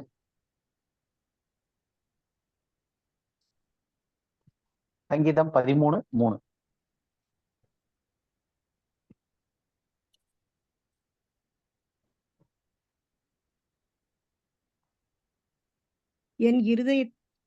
என் தேவனாகிய கர்த்தாவே, நீர் நோக்கி பார்த்து எனக்கு செவி கொடுத்தருளும். நான் மரண நித்திரை அடையாதபடிக்கு என் கண்களை தெளிவாக்கும். நான் மரண நித்திரை. அப்ப தூக்கத்துக்கே மரண நித்திரைன்னு ஒரு பேர் சொல்றாரு இங்க, மரண நித்திரை. அப்ப நித்திரைய வந்து மரணத்தை வந்து ஒரு நித்திரையா சொல்லக்கூடிய ஒரு நிலை இங்க இருக்கு. அதே மாதிரி இயேசு கிறிஸ்து வந்து லாசரு வச்சு சொல்லும் போது ஒரு நிகழ்வு இருக்கு. யோவான்ல 11வது அதிகாரம் 11வது வசனத்துல இருந்து 14வது வசனம் வரைக்கும் படிச்சு பார்த்தோம்னா அது தெளிவாவே இருக்கும். இவைகளை அவர் சொல்லிய பின்பு அவர்களை நோக்கி, நம்முடைய சிநேகிதனாகிய லாசரு நித்திரை அடைந்திருக்கிறான், நான் அவனை எழுப்ப போகிறேன் என்றார். அதற்கு அவருடைய சீஷர்கள், ஆண்டவரே, நித்திரை அடைந்திருந்தால் சுகமடைவான் என்றார்கள். இயேசுவானவர் அவனுடைய மரணத்தை குறித்து அப்படி சொன்னார். அவர்களோ நித்திரை செய்து இளைப்பாறுகிறதை குறித்து சொன்னார் என்று நினைத்தார்கள். அப்பொழுது இயேசு அவர்களை நோக்கி, லாசரு மரித்து போனான் என்று வெளிப்படையாக சொல்லி. அப்போ லாசரு மரித்து போனான் அப்படின்றது வந்து பைபிள்ல ஆண்டவரே வந்து நித்திரையா இருக்கிறான்னு சொல்லி சொல்றாரு. ஏன் நித்திரையா இருக்காரு, மரித்ததை வந்து ஏன் நித்திரை அப்படின்னு சொல்றாங்கன்னா, ஒருத்தர் தூங்கும் போது நல்ல டீப் ஸ்லீப்ல இருக்கும்போது ஒண்ணுமே தெரியாது. நல்லா தூங்கிட்டு இருக்கும் போது நம்ம பேர் என்னன்னு யோசிச்சுட்டே தூங்குவோமா? அப்படி யோசிக்கிறோம்னா தூங்கலன்னு அர்த்தம். அப்போ ஒரு நல்ல தூக்கத்துல இருக்க ஆளுக்கு அவருடைய பேர் கூட நினைவுல இல்லாம இருக்கும், எதுவுமே தெரியாது, எங்க இருக்கிறாங்கன்னு தெரியாது, நல்ல ஸ்லீப். அந்த ஒரு இதை தான் வந்து மரணத்துக்கு ஒப்பீடா நித்திரைன்னு சொல்லக்கூடிய ஒரு விஷயமா இங்க பாக்குறோம். சோ அப்ப மரணத்தை வந்து நித்திரைன்னு சொல்ற ஒரு காரியம் இருக்கு. அதே மாதிரி இன்னொரு வார்த்தை நம்ம இந்த நரகம் பத்தி படிக்கும் போது ஷியோல், ஹேடிஸ் இதெல்லாம் நிறைய படிப்போம் அடுத்த டாபிக்ல. இப்ப இந்த மரித்தவர்கள் இல்லாட்டி இந்த ஆத்மாக்கள், மரித்த ஆத்மாக்களா இருக்கட்டும், மரித்தவர்கள்னு சொல்றதே அந்த ஆத்மாவை தான், அதுதான் மரிக்கக்கூடிய தன்மை உள்ளது. அப்ப அது எங்க போகுது அப்படின்னு சொல்லும் போது அது வந்து ஒரு இடமாவும் சொல்லலாம், இல்ல ஒரு நிலையாவும் சொல்லலாம், ஒரு ஸ்டேட், என்ன மாதிரியான ஒரு நிலைமைக்கு போகுது அப்படின்னு சொல்லிட்டும் சொல்லலாம். ஒரு சில இடத்துல அது ஒரு இடம் மாதிரியே சொல்லப்பட்டிருக்கு. உதாரணத்துக்கு ஃபர்ஸ்ட் அந்த வார்த்தை வர்றது வந்து ஆதியாகமம் 37:35. அவனுடைய குமாரத்திகள் எல்லாரும் அவனுக்கு ஆறுதல் சொல்ல வந்து நின்றார்கள். ஆனாலும் அவன் ஆறுதலுக்கு இடம் கொடாமல், நான் துக்கத்தோடே என் குமாரனிடத்தில் பாதாளத்தில் இறங்குவேன் என்றான். இவ்விதமாய் அவனுடைய தகப்பன் அவனுக்காக அழுது கொண்டிருந்தான். சோ இது மரித்த பிறகு அந்த யோசேப்பு இதுல வரும்போது, நான் துக்கத்தோடே என் குமாரனிடத்திற்கு பாதாளத்தில் அப்படின்னு இருக்கு இல்லையா, அந்த பாதாளம்ன்ற வார்த்தை தான் வந்து ஷியோல் அப்படின்ற வார்த்தை. அப்போ குமாரன் மரித்துட்டான், அந்த குமாரன் இடத்திற்கு நான் போவேன் அப்படின்னும் போது குமாரன் எங்க போயிருக்கான் அப்படின்னு சொல்றாருன்னா பாதாளத்தில் அப்படின்ற வார்த்தை பயன்படுத்தப்பட்டிருக்கு. அப்போ பாதாளம்னா என்ன அப்படின்றத நம்ம டீட்டெயிலா அப்புறம் படிப்போம். ஸோ இப்ப இந்த ஷியோல் அப்படின்னு சொல்லக்கூடிய இடம் பாதாளம்னு சொல்றது. ஸோ இந்த ஒரு இடத்துக்கு மரித்தவர்கள் போயிடுறாங்க அப்படின்றது நமக்கு இங்க இருந்து தெரிய வருது. ஸோ இதுதான் வந்து பைபிள் படி நம்ம வந்து ஓரளவு புரிஞ்சுக்கிறதுக்கு ஆன ஒரு காரியம். ஸோ மரணத்தை குறித்து வேதாமம் சொல்றது என்னன்னா, மரணம்ன்றது வந்து ஆத்மாக்கு நடக்கிறது, அது ஒரு ப்ராசஸா இருக்கு. அந்த ப்ராசஸ்ல வந்து ஸ்திரீக்கு என்னெல்லாம் கொடுத்துருக்கிறாரு, ஆதாமுக்கு புருஷனுக்கு என்னெல்லாம் கொடுத்துருக்காரு, அதன் வழியாக அவங்க போகும்போது பூமியும் அதன் நிமித்தமா சபிக்கப்பட்டிருக்கு. இது எல்லாத்துக்கும் காரணம் வந்து அந்த கனியை புசித்தது. அந்த நாள்ல அந்த மரணத்தின் ப்ராசஸ் ஸ்டார்ட் ஆச்சு. அது முடியறது ஒவ்வொருத்தருக்கும் ஒவ்வொரு டைம்ல முடியுது. அந்த முடிகிற இது ரிட்டர்ன் வந்து மண்ணானது திரும்ப மண்ணுக்கே போயிடுது, ஆவி தேவன்கிட்ட போயிடுது, ஆத்மா தான் அந்த மரிக்கும் தன்மையில் உள்ளது. அது எங்க போகுது அப்படின்னா, ஒரு அந்த ஷியோல்ன்ற வார்த்தைக்கு கரெக்டான அர்த்தம் பார்த்தா அன்சீன் இல்லாட்டி அன்னோன் அப்படின்றாங்க. ஏன்னா அவங்களுக்கு வந்து அது மரித்த பிறகு அவங்களுடைய உணர்வுகள், அந்த ஆத்மா அது எங்க போச்சுன்னு தெரியல, அவங்க அதை பார்க்கவும் முடியல. அதனால அன்னோன் அன்சீன் அப்படின்ற வார்த்தைக்கு எபிரேயத்துல ஷியோல் அப்படின்றாங்க. அப்ப அது எங்க போச்சு? தெரியாத ஒரு இடத்துக்கு போயிடுச்சு. எங்க இருக்கு? எனக்கு அதை பத்தி தெரியாது. அதை பார்க்க முடியுமா? பார்க்க முடியாது. அப்ப இந்த ஒரு இடத்துக்கு பேரு ஷியோல் அப்படின்னு சொல்லிட்டு வேதத்துல சொல்லுது. அப்ப அது வந்து இடமா இல்ல ஒரு நிலையா அப்படின்னும் பார்க்கலாம். ரெண்டாவது, அந்த இடத்துக்கு நிறைய பேர்கள் இருக்கு. ஷியோல்ன்றது மட்டும் இல்ல, இன்னும் நிறைய பேர்கள் அதுக்கு இருக்கு. அதையும் இப்ப அடுத்து வர்ற இதுல நம்ம 2 வாரங்கள்ல பார்த்துருவோம் அதை. இப்ப ஃபைனலா இன்னைக்கு இதுல வந்து கடைசியா முடிச்சிடலாம். மரணத்திற்கான காரணம், எதுக்காக மரிக்கிறாங்க? மரணம் ஏன் வந்துச்சு? நம்ம இவ்வளவு நேரம் பார்த்துட்டோம். பாவத்தின் சம்பளம் மரணம், பாவத்தின் காரணமாக தான் மரிக்கிறாங்க அப்படின்னு பார்த்துட்டோம். அப்ப முதல் மனிதன் ஆதாம் செய்த பாவத்திற்கான அந்த கான்சிக்வன்சஸ் இல்லைன்னா அதனுடைய விளைவு, அதுதான் வந்து மரணம் அப்படின்னு பார்த்தோம். அப்ப மரணம் அப்படின்றதுனா, இப்ப ஆதாம் அந்த கனியை புசித்த நாள்ல நீ மரணத்திற்குள்ளாய் ஆவா இல்ல சாகவே சாவாய்ன்னு சொன்னது ஆக்சுவலா என்னது? அது அர்த்தம் யாராவது சொல்லாமே? இவ்வளவு நேரம் சொல்லியிருக்கனே. ஆதாம் அந்த கனியை புசித்த போது நீ சாகவே சாவாய்ன்னு ஆண்டவர் சொன்னதனுடைய அர்த்தம் என்னது? உன்னுடைய ஆத்துமா அழியும் தன்மையுடையதா மாறிடுச்சு, அழிய ஆரம்பிச்ச நீ அழிவுக்குள்ளாய் மாறிட்ட. அதனால ஒன்ஸ் நீ அழிவுக்குள்ளாய் மாறினதுக்கு அப்புறம் ஸ்டார்ட் ஆயிருச்சு அப்படின்னா நீ ரெகுலரா நீ அழிய ஆரம்பிக்க போற. அது ஒரு ப்ராசஸ் தான் நடக்க போகுது. அப்போ அங்க என்ன சொல்றாரு அப்படின்னா, அழியாத தன்மையில சிருஷ்டிக்கப்பட்ட அந்த ஆத்துமா, ஜீவனுள்ள அந்த ஆத்துமா அழியும் தன்மை உள்ள அழியும் ஆத்மாவா மாறுது. அந்த அழிவு தொடங்குது அங்கதான் இம்மிடியா. அப்போ பாவத்தின் சம்பளத்துல அழிவு உண்டாவது, அது ஒரு விஷயம். நீ இதை புசிக்கும் நாளிலே நீ அழிவுக்குள்ளாவாய்ன்றத சாகவே சாவாய்ன்னு வருது. அப்போ அழிவுக்குள்ளாவாய்னும் போது அங்க சில விஷயங்கள் நடக்கிறனாலதான் அவன் அழிவுக்குள்ளாய் மாறுறான். அப்ப அது என்னெல்லாம் நடக்குது அங்க?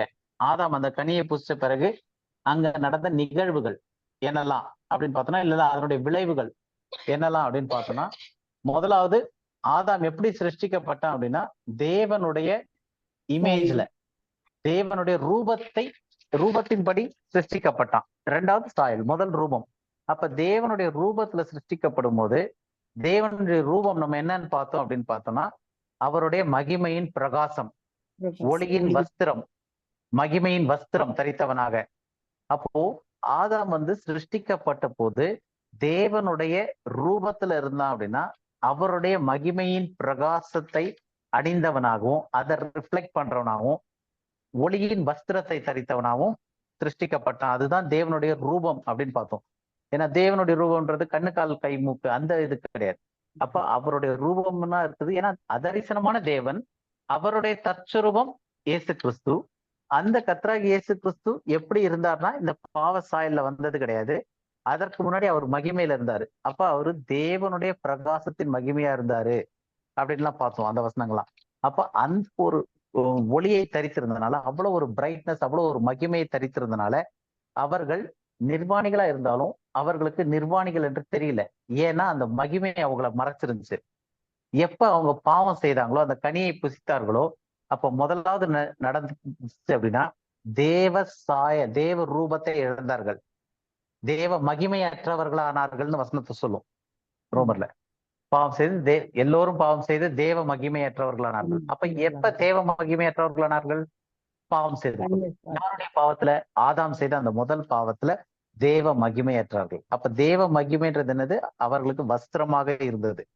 அது இல்லாத உடனே அவர்களுடைய கண்கள் திறக்கப்பட்டது, அவர்கள் நிர்வாணிகள் என்று உணர்ந்தார்கள் அப்படின்றது. அப்ப அது வரைக்கும் அவங்க கூட இருந்தாங்கன்னா கிடையாது. ஏன்னா அந்த கனி பார்ப்பதற்கு நல்லா இருக்கு, இதுவா இருக்குன்னு எல்லாம் சொல்லிதான் எடுத்து சாப்பிட்டாங்க. அப்ப இந்த லிட்ரல் கண் திறந்ததை பத்தி பேசல. அவர்களுக்கு வந்து அந்த மகிமை போனதுக்கு அப்புறம் அவங்களுடைய கண் வந்து மற்ற காரியங்களை பார்க்கக்கூடிய தன்மைக்கு வந்துருச்சு. அதனால அவர்கள் நிர்வாகிகள் என்று உணர்ந்தார்கள். அப்ப ரெண்டாவதா அந்த கனியை புஸ்தகத்துல ஆதாம் எப்படி சிருஷ்டித்தார்னா, ஒண்ணு தேவனுடைய ரூபத்தின்படியும், ரெண்டாவது அவருடைய சாயல். அவருடைய சாயல்ன்றது அவருடைய லைக்னஸ், அவருடைய தன்மைகள், அதோட சிருஷ்டிக்கப்பட்டுச்சு. அப்ப அந்த தன்மைகளையும் அந்த டைம்ல ஆதாம் இழக்கிறான். என்ன தன்மையில சிருஷ்டிக்கப்பட்டிருந்தது ஆதாம்?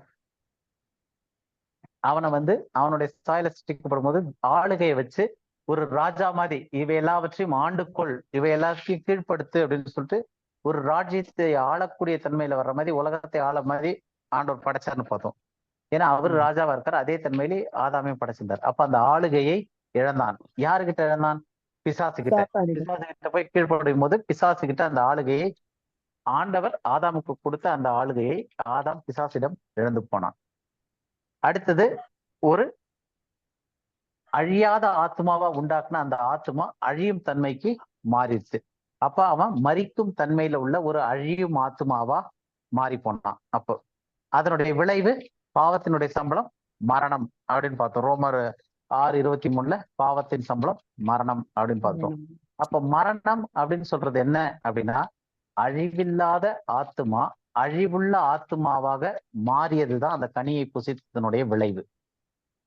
அதனுடைய இம்பாக்ட் நமக்கு கண்ணுக்கு தெரியறது வந்து இந்த மரணம் சரீரத்தை விட்டு பிரிஞ்சு போறதுன்றது வந்து பல நூறு வருஷத்துக்கு அப்புறம் அவங்க ஆதாமுக்கு நடந்துச்சு. நமக்கு இந்த காலத்துல வந்து ஒரு 60-70 வருஷத்துல நடந்துகிட்டு இருக்கு. ஆனா அடிப்படையில அந்த கனியை புசிக்கிறதுக்கு முன்னாடி அவன் அழிவில்லாத ஆத்மாவா இருந்தான். கனியை புசித்த உடனே அவன் தேவ சாயல், தேவ ரூபம் ரெண்டையும் இழந்ததன் விளைவாக தேவ சாயல்ல ஒன்றான அழியாமை அந்த தன்மையும் இழந்து அவன் அழியும் தன்மைக்கு மாறி போனான். அவன் வந்து அழியும் தன்மைக்குள்ள மனுஷனா மாறிட்டான். இப்ப வந்து அந்த இது எப்படி எல்லாருக்கும் இம்ப்ளிகேஷன் ஆகுது அப்படின்னு பார்த்தோம்னா ஒரு வசனம் படிச்சிடலாம். அது ஏற்கனவே நம்ம நிறைய படிச்சிருக்கோம். ரோமர் 5:12. இப்படியாக ஒரே மனுஷனாலே பாவமும் பாவத்தினாலே மரணமும் உலகத்திலே பிரவேசித்தது போலவும் எல்லா மனுஷரும் பாவம் செய்தபடியால் மரணம் எல்லாருக்கும் வந்தது போலவும் இதுவும் ஆயிற்று. ஆமா, இது நம்ம ஏற்கனவே நிறைய தடவை படிச்சிருக்கோம். இதுல மொழிபெயர்ப்புல வந்து ஒரு சின்ன தவறு இருக்கு. ஏன்னா இங்கிலீஷ்ல படிச்சா கூட தெரியும். And so death passed upon all men, for that all have sinned அப்படின்னு இருக்கு. மற்ற எல்லா இதுலயும் அப்படிதான் இருக்கு. தமிழ்ல மட்டும் கொஞ்சம் மாத்தி மொழிபெயர்த்திருக்காங்க. எப்படி மொழிபெயர்த்திருக்காங்கன்னா, எல்லா மனுஷரும் பாவம் செய்தபடியால். அப்போ எல்லா மனுஷரும் பாவம் செய்யறதுனால மரணம் எல்லாருக்கும் வந்தது போலவும் இதுவும் ஆயிற்றுன்ற ஒரு மாதிரி குழப்பற மாதிரி இருக்கு. அப்போ மரணம் எல்லாருக்கும் வந்ததுக்கு காரணம் என்ன அப்படின்னு பார்த்தோம்னா, தமிழ் சும்மா ஈஸியா கரெக்டா பிரிச்சு படிக்க முடியலன்னா, எல்லா மனுஷரும் பாவம் செய்தபடியால் மரணம் எல்லோருக்கும் வந்தது போலவும் இதுவும் ஆயிற்று அப்படின்னு போட்டு குழப்பிட்டாங்க. ஆக்சுவலா அதுல கரெக்டான மொழிபெயர்ப்பு எப்படி வந்திருக்கணும் அப்படின்னா, இப்படியாக ஒரே மனுஷனாலே பாவமும் பாவத்தினாலே மரணமும் உலகத்திலே பிரவேசித்தது. அப்ப ஃபர்ஸ்ட் வந்தது என்னது? பாவம் வந்துச்சு, பாவத்தினால மரணம் வந்துச்சு, ஒரே மனுஷனால வந்து உலகத்தில் பிரவேசிச்சுச்சு. ஆகவே மரணம் எல்லா மனுஷருக்கும் வந்தது. இப்ப ஆதாமுக்குள்ள எல்லாருக்கும் மரணம் தான் ஃபர்ஸ்ட் வந்திருக்கு. பிறக்கும் போதே ஒருத்தர் வந்து பாவத்துல பிறக்கிறாருன்னா, அது ஏன் பாவத்துல பிறக்கிறாருன்னா மரணம் ஏற்கனவே அவருக்குள்ள வந்துருச்சு. ஆதாமுக்குள்ள இருக்கிற மரணம் கடத்தப்பட்டிருக்கு. அதனாலதான் எல்லாருமே மறிக்கிறாங்க. இப்ப பாவம் செய்யாம நான் வாழறதுனால உயிரோடே இருப்பேனா? கிடையாது. பிறந்த குழந்தை பாவமே செய்யல, ஆனாலும் மறிக்குது. ஏன்? அது பாவத்திலேதான் உள்ள வருது. அப்ப மரணத்தை ஏத்துக்கிட்டு தான் வருது. இந்த வசனம் கரெக்டான மொழிபெயர்ப்புல எப்படி வரணும் அப்படின்னா, ஆகவே மரணம் எல்லா மனுஷருக்கும் வந்தது, ஆதலால் எல்லோரும் பாவம் செய்தார்கள். அப்ப எல்லாரும் பாவம் செய்யறது ஏன் அப்படின்னா, ஏற்கனவே எல்லாருக்கும் மரணம் வந்துருச்சு. ஆதாமுக்கு மட்டும்தான் பாவம் செஞ்சனால மரணம் வந்துச்சு. மற்ற எல்லாருக்கும் மரணம் ஏற்கனவே வந்துட்டனால அவர்கள் எல்லாரும் பாவி ஆயிடுறாங்க, அதனால பாவம் செய்யறார்கள். இப்ப நான் பாவம் செஞ்சனால நான் பாவி ஆகல, நான் பாவியா இருப்பதனால் பாவம் செய்யறேன். ரெண்டுத்துக்கும் பெரிய வித்தியாசம் இருக்கு. பாவம் செய்யறனால பாவி அப்படின்றதும் கிடையாது, நான் நீதி செய்யறதுனால நீதிமான் கிடையாது. நான் பாவியா இருப்பதனால் நான் பாவம் செய்யறேன், நான் நீதிமானா இருப்பதனால் நீதி செய்கிறேன். ரெண்டுத்துக்குமே வித்தியாசம் இருக்கு. சோ அந்த ஒரு அடிப்படையில வந்து எல்லா மனுஷருக்கும் பாவத்தினுடைய விளைவு, ஆதாம் செய்ததனுடைய விளைவாக முக்கியமானது என்னன்னா, மரணம் எல்லார் மேலயும் அதனுடைய விளைவா வந்துருச்சு. அந்த மரணத்தினால இன்னைக்கு எல்லாருமே பாவம் செஞ்சுட்டு தான் இருக்காங்க. ஏன்னா அவங்களுக்குள்ள ஏற்கனவே மரணம்ன்றது பிசாசானனால உள்ள கடத்தப்பட்டிருக்கு. சோ இன்னைக்கு இதோட முடிச்சலாம்னு நினைக்கிறேன். ஏன்னா இதுக்கு அடுத்த டாபிக்னா திரும்ப புதுசா ஆரம்பிப்போம். அடுத்த வாரத்துல இருந்து மரித்தவர்களுடைய நிலை அதாவது அந்த கண்டிஷன் ஆஃப் த டெட், மரணம்னு சொல்லி மரிச்சிடுறாங்களே, அவங்களுடைய நிலை எப்படி இருக்கு அப்படின்னு சொல்லிட்டு அவங்கள பத்தி உலகம் என்ன சொல்லுது, பைபிள் என்ன சொல்லுது, நம்ம ஏன் இந்த டாபிக் படிக்கிறோம், இதனுடைய முக்கியத்துவம் என்ன, மரணத்தை பத்தி தெரிஞ்சுக்க வேண்டியதுக்கு. அப்புறம் இதுல இருக்கக்கூடிய நிறைய கன்ஃபியூஷனான வேத பேசேஜுங்க, புரிஞ்சுக்க முடியாத சில காரியங்களை படிக்கிறதுக்கு முயற்சி பண்ணுவோம். ஸோ இதெல்லாம் வர்ற வாரங்கள்ல நம்ம படிக்க போறோம். இன்னைக்கு இது பண்ணதுல ஏதாவது கேள்விகள் ஏதாவது இருக்கா? யாருக்காவது ஏதாவது கேள்விகள் இருந்தா கேட்கலாம். இல்லைன்னா பிரதர் நீங்க ஏதாவது சொல்லுங்க பிரதர். ஹலோ. தம்பி, சொல்லுங்க சிஸ்டர். இப்போ ஆவி உடனே ஆண்டவர்கிட்ட போயிடுதா? நம்ம நெக்ஸ்ட் வீக்ல டீடைலாவே படிப்போம். உங்களுக்கு ஒரு ஹிண்ட் சொல்றேன். இப்ப இயேசு கிறிஸ்துனுடைய மரணத்தை எடுத்து பார்த்தோம் அப்படின்னா, இயேசு கிறிஸ்து ஆவி, ஆத்மா, சரீரம் உடையவரா இருந்தாரு. ஏன்னா நம்ம ஏற்கனவே பார்த்தோம், இயேசு கிறிஸ்துவுக்கு ஆவி இருக்குன்ற வசனம் பார்த்தோம், ஆத்மா இருக்குன்னு வசனம் பார்த்தோம், சரீரம் இருக்குன்னு பார்த்தோம். அப்போ இயேசு கிறிஸ்து ஒரு தேவ மகிமையோட மரித்தாரா, இல்ல மனிதர்களை போல மனித சாயல்ல மரித்தாரா? மனிதர் சாயல் எடுத்துதான் மனித சாயல் எடுத்து அப்ப தேவன், அதாவது இயேசு கிறிஸ்து சிலுவையில எப்படி மரிச்சார்னு நமக்கு தெரிஞ்சிச்சு அப்படின்னா, மனுஷனுடைய மரணத்தை பத்தி ஈஸியா புரிஞ்சுக்கலாம். அப்ப ஃபர்ஸ்ட் சிலுவையில இருக்கும்போது, என் பிதாவே என்னுடைய ஆவியை உமது கரங்களில் ஒப்புவிக்கிறேன்றாரு. அப்ப ஆவி ஆண்டவர்கிட்ட ஃபர்ஸ்ட் போயிருது, பிதா கிட்ட.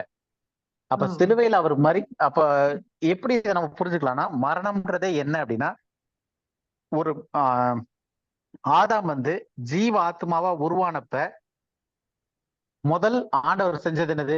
மண்ணுல ஒரு உருவத்தை செய்யறாரு, மனிதனை மண்ணுல சிருஷ்டித்துட்டாரு. அந்த மனுஷனை சிருஷ்டித்த மனுஷன் ஏதாவது அசைவு இருந்துச்சா? எதுவுமே கிடையாது. அப்ப அவனுக்குள்ள ஃபர்ஸ்ட் என்ன கொடுக்குறாரு, ரெண்டாவதா என்ன கொடுத்தாருன்னா ஜீவ சுவாசத்தை உள்ள நாசியில ஊதுறாரு. ஊதுன உடனே அவன் என்ன ஆயிட்டான்? ஜீவ ஆத்மா ஆயிட்டான். இப்ப மரணத்துல ரிவர்ஸ்ல மறுபடியும் அந்த ஜீவ ஆத்மாவா இருந்தது இல்லாம போகணும் அப்படின்னா, மண்ணு திரும்ப போகணும்னா இது ரெண்டையும் இணைத்து அத இயக்கக்கூடிய தன்மை எதுக்கு இருந்துச்சுன்னா, தேவன் கொடுத்த அந்த சுவாசம். அப்ப அந்த சுவாசம் ரிட்டர்ன் போயிருச்சுன்னா ஆத்மா மரிச்சிருது. அதுக்கப்புறம் சரீரம் எப்படி ஆதாம நாசில சுவாசம் ஊதுறதுக்கு முன்னாடி எப்படி இருந்துச்சோ அந்த நிலைமைக்கு நம்மளுடைய சரீரம் மண்ணுல மரித்த பிறகு பாடியா இருக்கு. இப்ப உதாரணத்துக்கு இயேசு கிறிஸ்துக்கு நீங்க திங்க் பண்ணி பாருங்க. இயேசு கிறிஸ்துக்கு அந்த ஆவி தேவனிடத்துக்கு திரும்ப போயிருச்சு. அந்த நிமிஷத்துல இயேசு கிறிஸ்து மரிச்சிட்டாரா? ஆவி பிரிஞ்ச உடனே இப்போ ஒருத்தருக்கு ஆவி வெளியே போயிருச்சு, தேவன் தந்த ஆவிய அவரு உதாரணத்துக்கு அனிமேட்டா சொல்லணும்னா அப்படின்னு ஊதுறாரு. ஊதுன உடனே ஜீவ சுவாசம் வந்துருச்சு, அவன் ஜீவ ஆத்மா ஆயிட்டான். திரும்ப அப்படின்னு உறிஞ்சிட்டாரு அப்படின்னு வச்சுக்கலாமே, ஒரு பேச்சுக்காக சொல்றேன். அப்படின்னா என்ன அர்த்தம்? திரும்ப அந்த ஆவி தேவன்கிட்டயே போயிருச்சு. போன உடனே இந்த பாடி என்னாவது அனிமேட் ஆகாது, அதுக்கு மேல எல்லாம் அப்படியே கீழே அப்படியே படுத்துருது, ஒண்ணுமே இல்லாம படுத்துருது. அப்ப அந்த நடமாடிக்கிட்டு உயிரோடு இருந்த அந்த ஆத்மா இல்லாமே போயிருது. அதுதான் மரணம். அப்ப இயேசு கிறிஸ்துக்கும் அவர் சிலுவையில அரைஞ்ச உடனே 3ஆம் மணி வேளையில அவர் அவருடைய ஆவிய தேவன்கிட்ட கொடுத்துட்டாரு. அப்ப அந்த நொடி பொழுதிலே மரிச்சிட்டாரு. மரிச்ச பிறகு அவருக்கு எந்த ஃபீலிங்ஸ் சொல்ல, எந்த இதுவும் இல்ல, ஆத்மா மரணம் அடைஞ்சிருச்சு. ஆனா அவருடைய சரீரம் அதுக்கப்புறமும் ஒரு 2.5 மணி நேரம் சிலுவையில தொங்கிட்டு இருக்கு. அதுக்கப்புறம் அருமை தண்ணி வாய்ந்து அந்த சரீரத்தை கேட்டு வாங்கி அதை துணி சிலையில சுத்தி கல்லறைக்குள்ள வச்சு இதெல்லாம் சும்மா வெளியே இருக்கிற அந்த சரீரத்துக்கு செஞ்சுக்கிட்டு இருக்காங்க. அப்போ ஆவி ஃபர்ஸ்ட் போயிருது. ஒன்ஸ் மரணம்ன்றதே ஆவி தேவன்கிட்ட ரிட்டர்ன் போயிடணும். ரிட்டர்ன் போயிருச்சுன்னா இந்த மண்ணு ஆட்டோமேட்டிக்கா திரும்ப மண்ணுல கிடக்க போயிடும், ஒன்னும் அனிமேட் ஆகாது. இது ரெண்டும் சேர்ந்து உருவாக்கப்பட்ட அந்த ஆத்மா, உணர்வுள்ள அந்த ஒரு ஆத்மா, நடமாடும் பீயிங்கு, எல்லா விதமான இதுவும் இருக்கக்கூடிய அந்த ஒரு ஆத்மான்றது மரித்து போயிருது. அதனாலதான் அதுக்கப்புறம் ஆபரேஷன் பண்றதா இருந்தா அனஸ்தீசியா கொடுக்குறாங்க. ஆனா போஸ்ட்மார்ட்டம் பண்ணும்போது அனஸ்தீசியா கொடுக்கறது இல்ல. ஏன்? அந்த பாடிக்கு ஒண்ணுமே தெரிய போறது இல்ல, உணர்வுகள்ன்றது இல்லாம போயிருது. அதுதான் மரிக்கிறது. அப்ப முதல்ல ஆவி போயிடும். அடுத்தது ஆவி போன அந்த நொடி பொழுதுலயே ஆத்மா மரிச்சு போயிருது, சரீரம் அங்கேயே கிடக்கும். நம்மளா எடுத்து போடணும், இல்லைன்னா அதுவே அப்படியே கொஞ்சமா டிகிரேட் ஆகும் சரீரம். ம். வேற ஏதாவது கேள்விகள் இருக்கா, இல்ல ப்ரேயர் பண்ணி முடிக்கலாமா? வேற எதுவும் கேள்வி இருக்குன்னு தெரியல.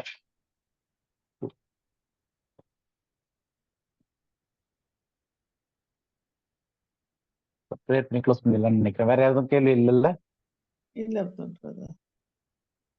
ஆண்டி நீங்க ப்ரேயர் பண்றீங்களா? ப்ரேயர் பண்ணி க்ளோஸ் பண்ணிடலாம். எங்களை அதிகமாக நேசிக்கிற நல்ல தகப்பனே, இது வந்து மாலையிலும் கூடப்பா உடைய சமூகத்திலே நாங்கள் ஒன்று கூடி நிறைய காரியங்களை கற்றுக்கொள்ள முடியாய் நீர் எங்களுக்கு பாராட்டின தயவுக்காய் நன்றி செலுத்துகிறோம் தகப்பனே.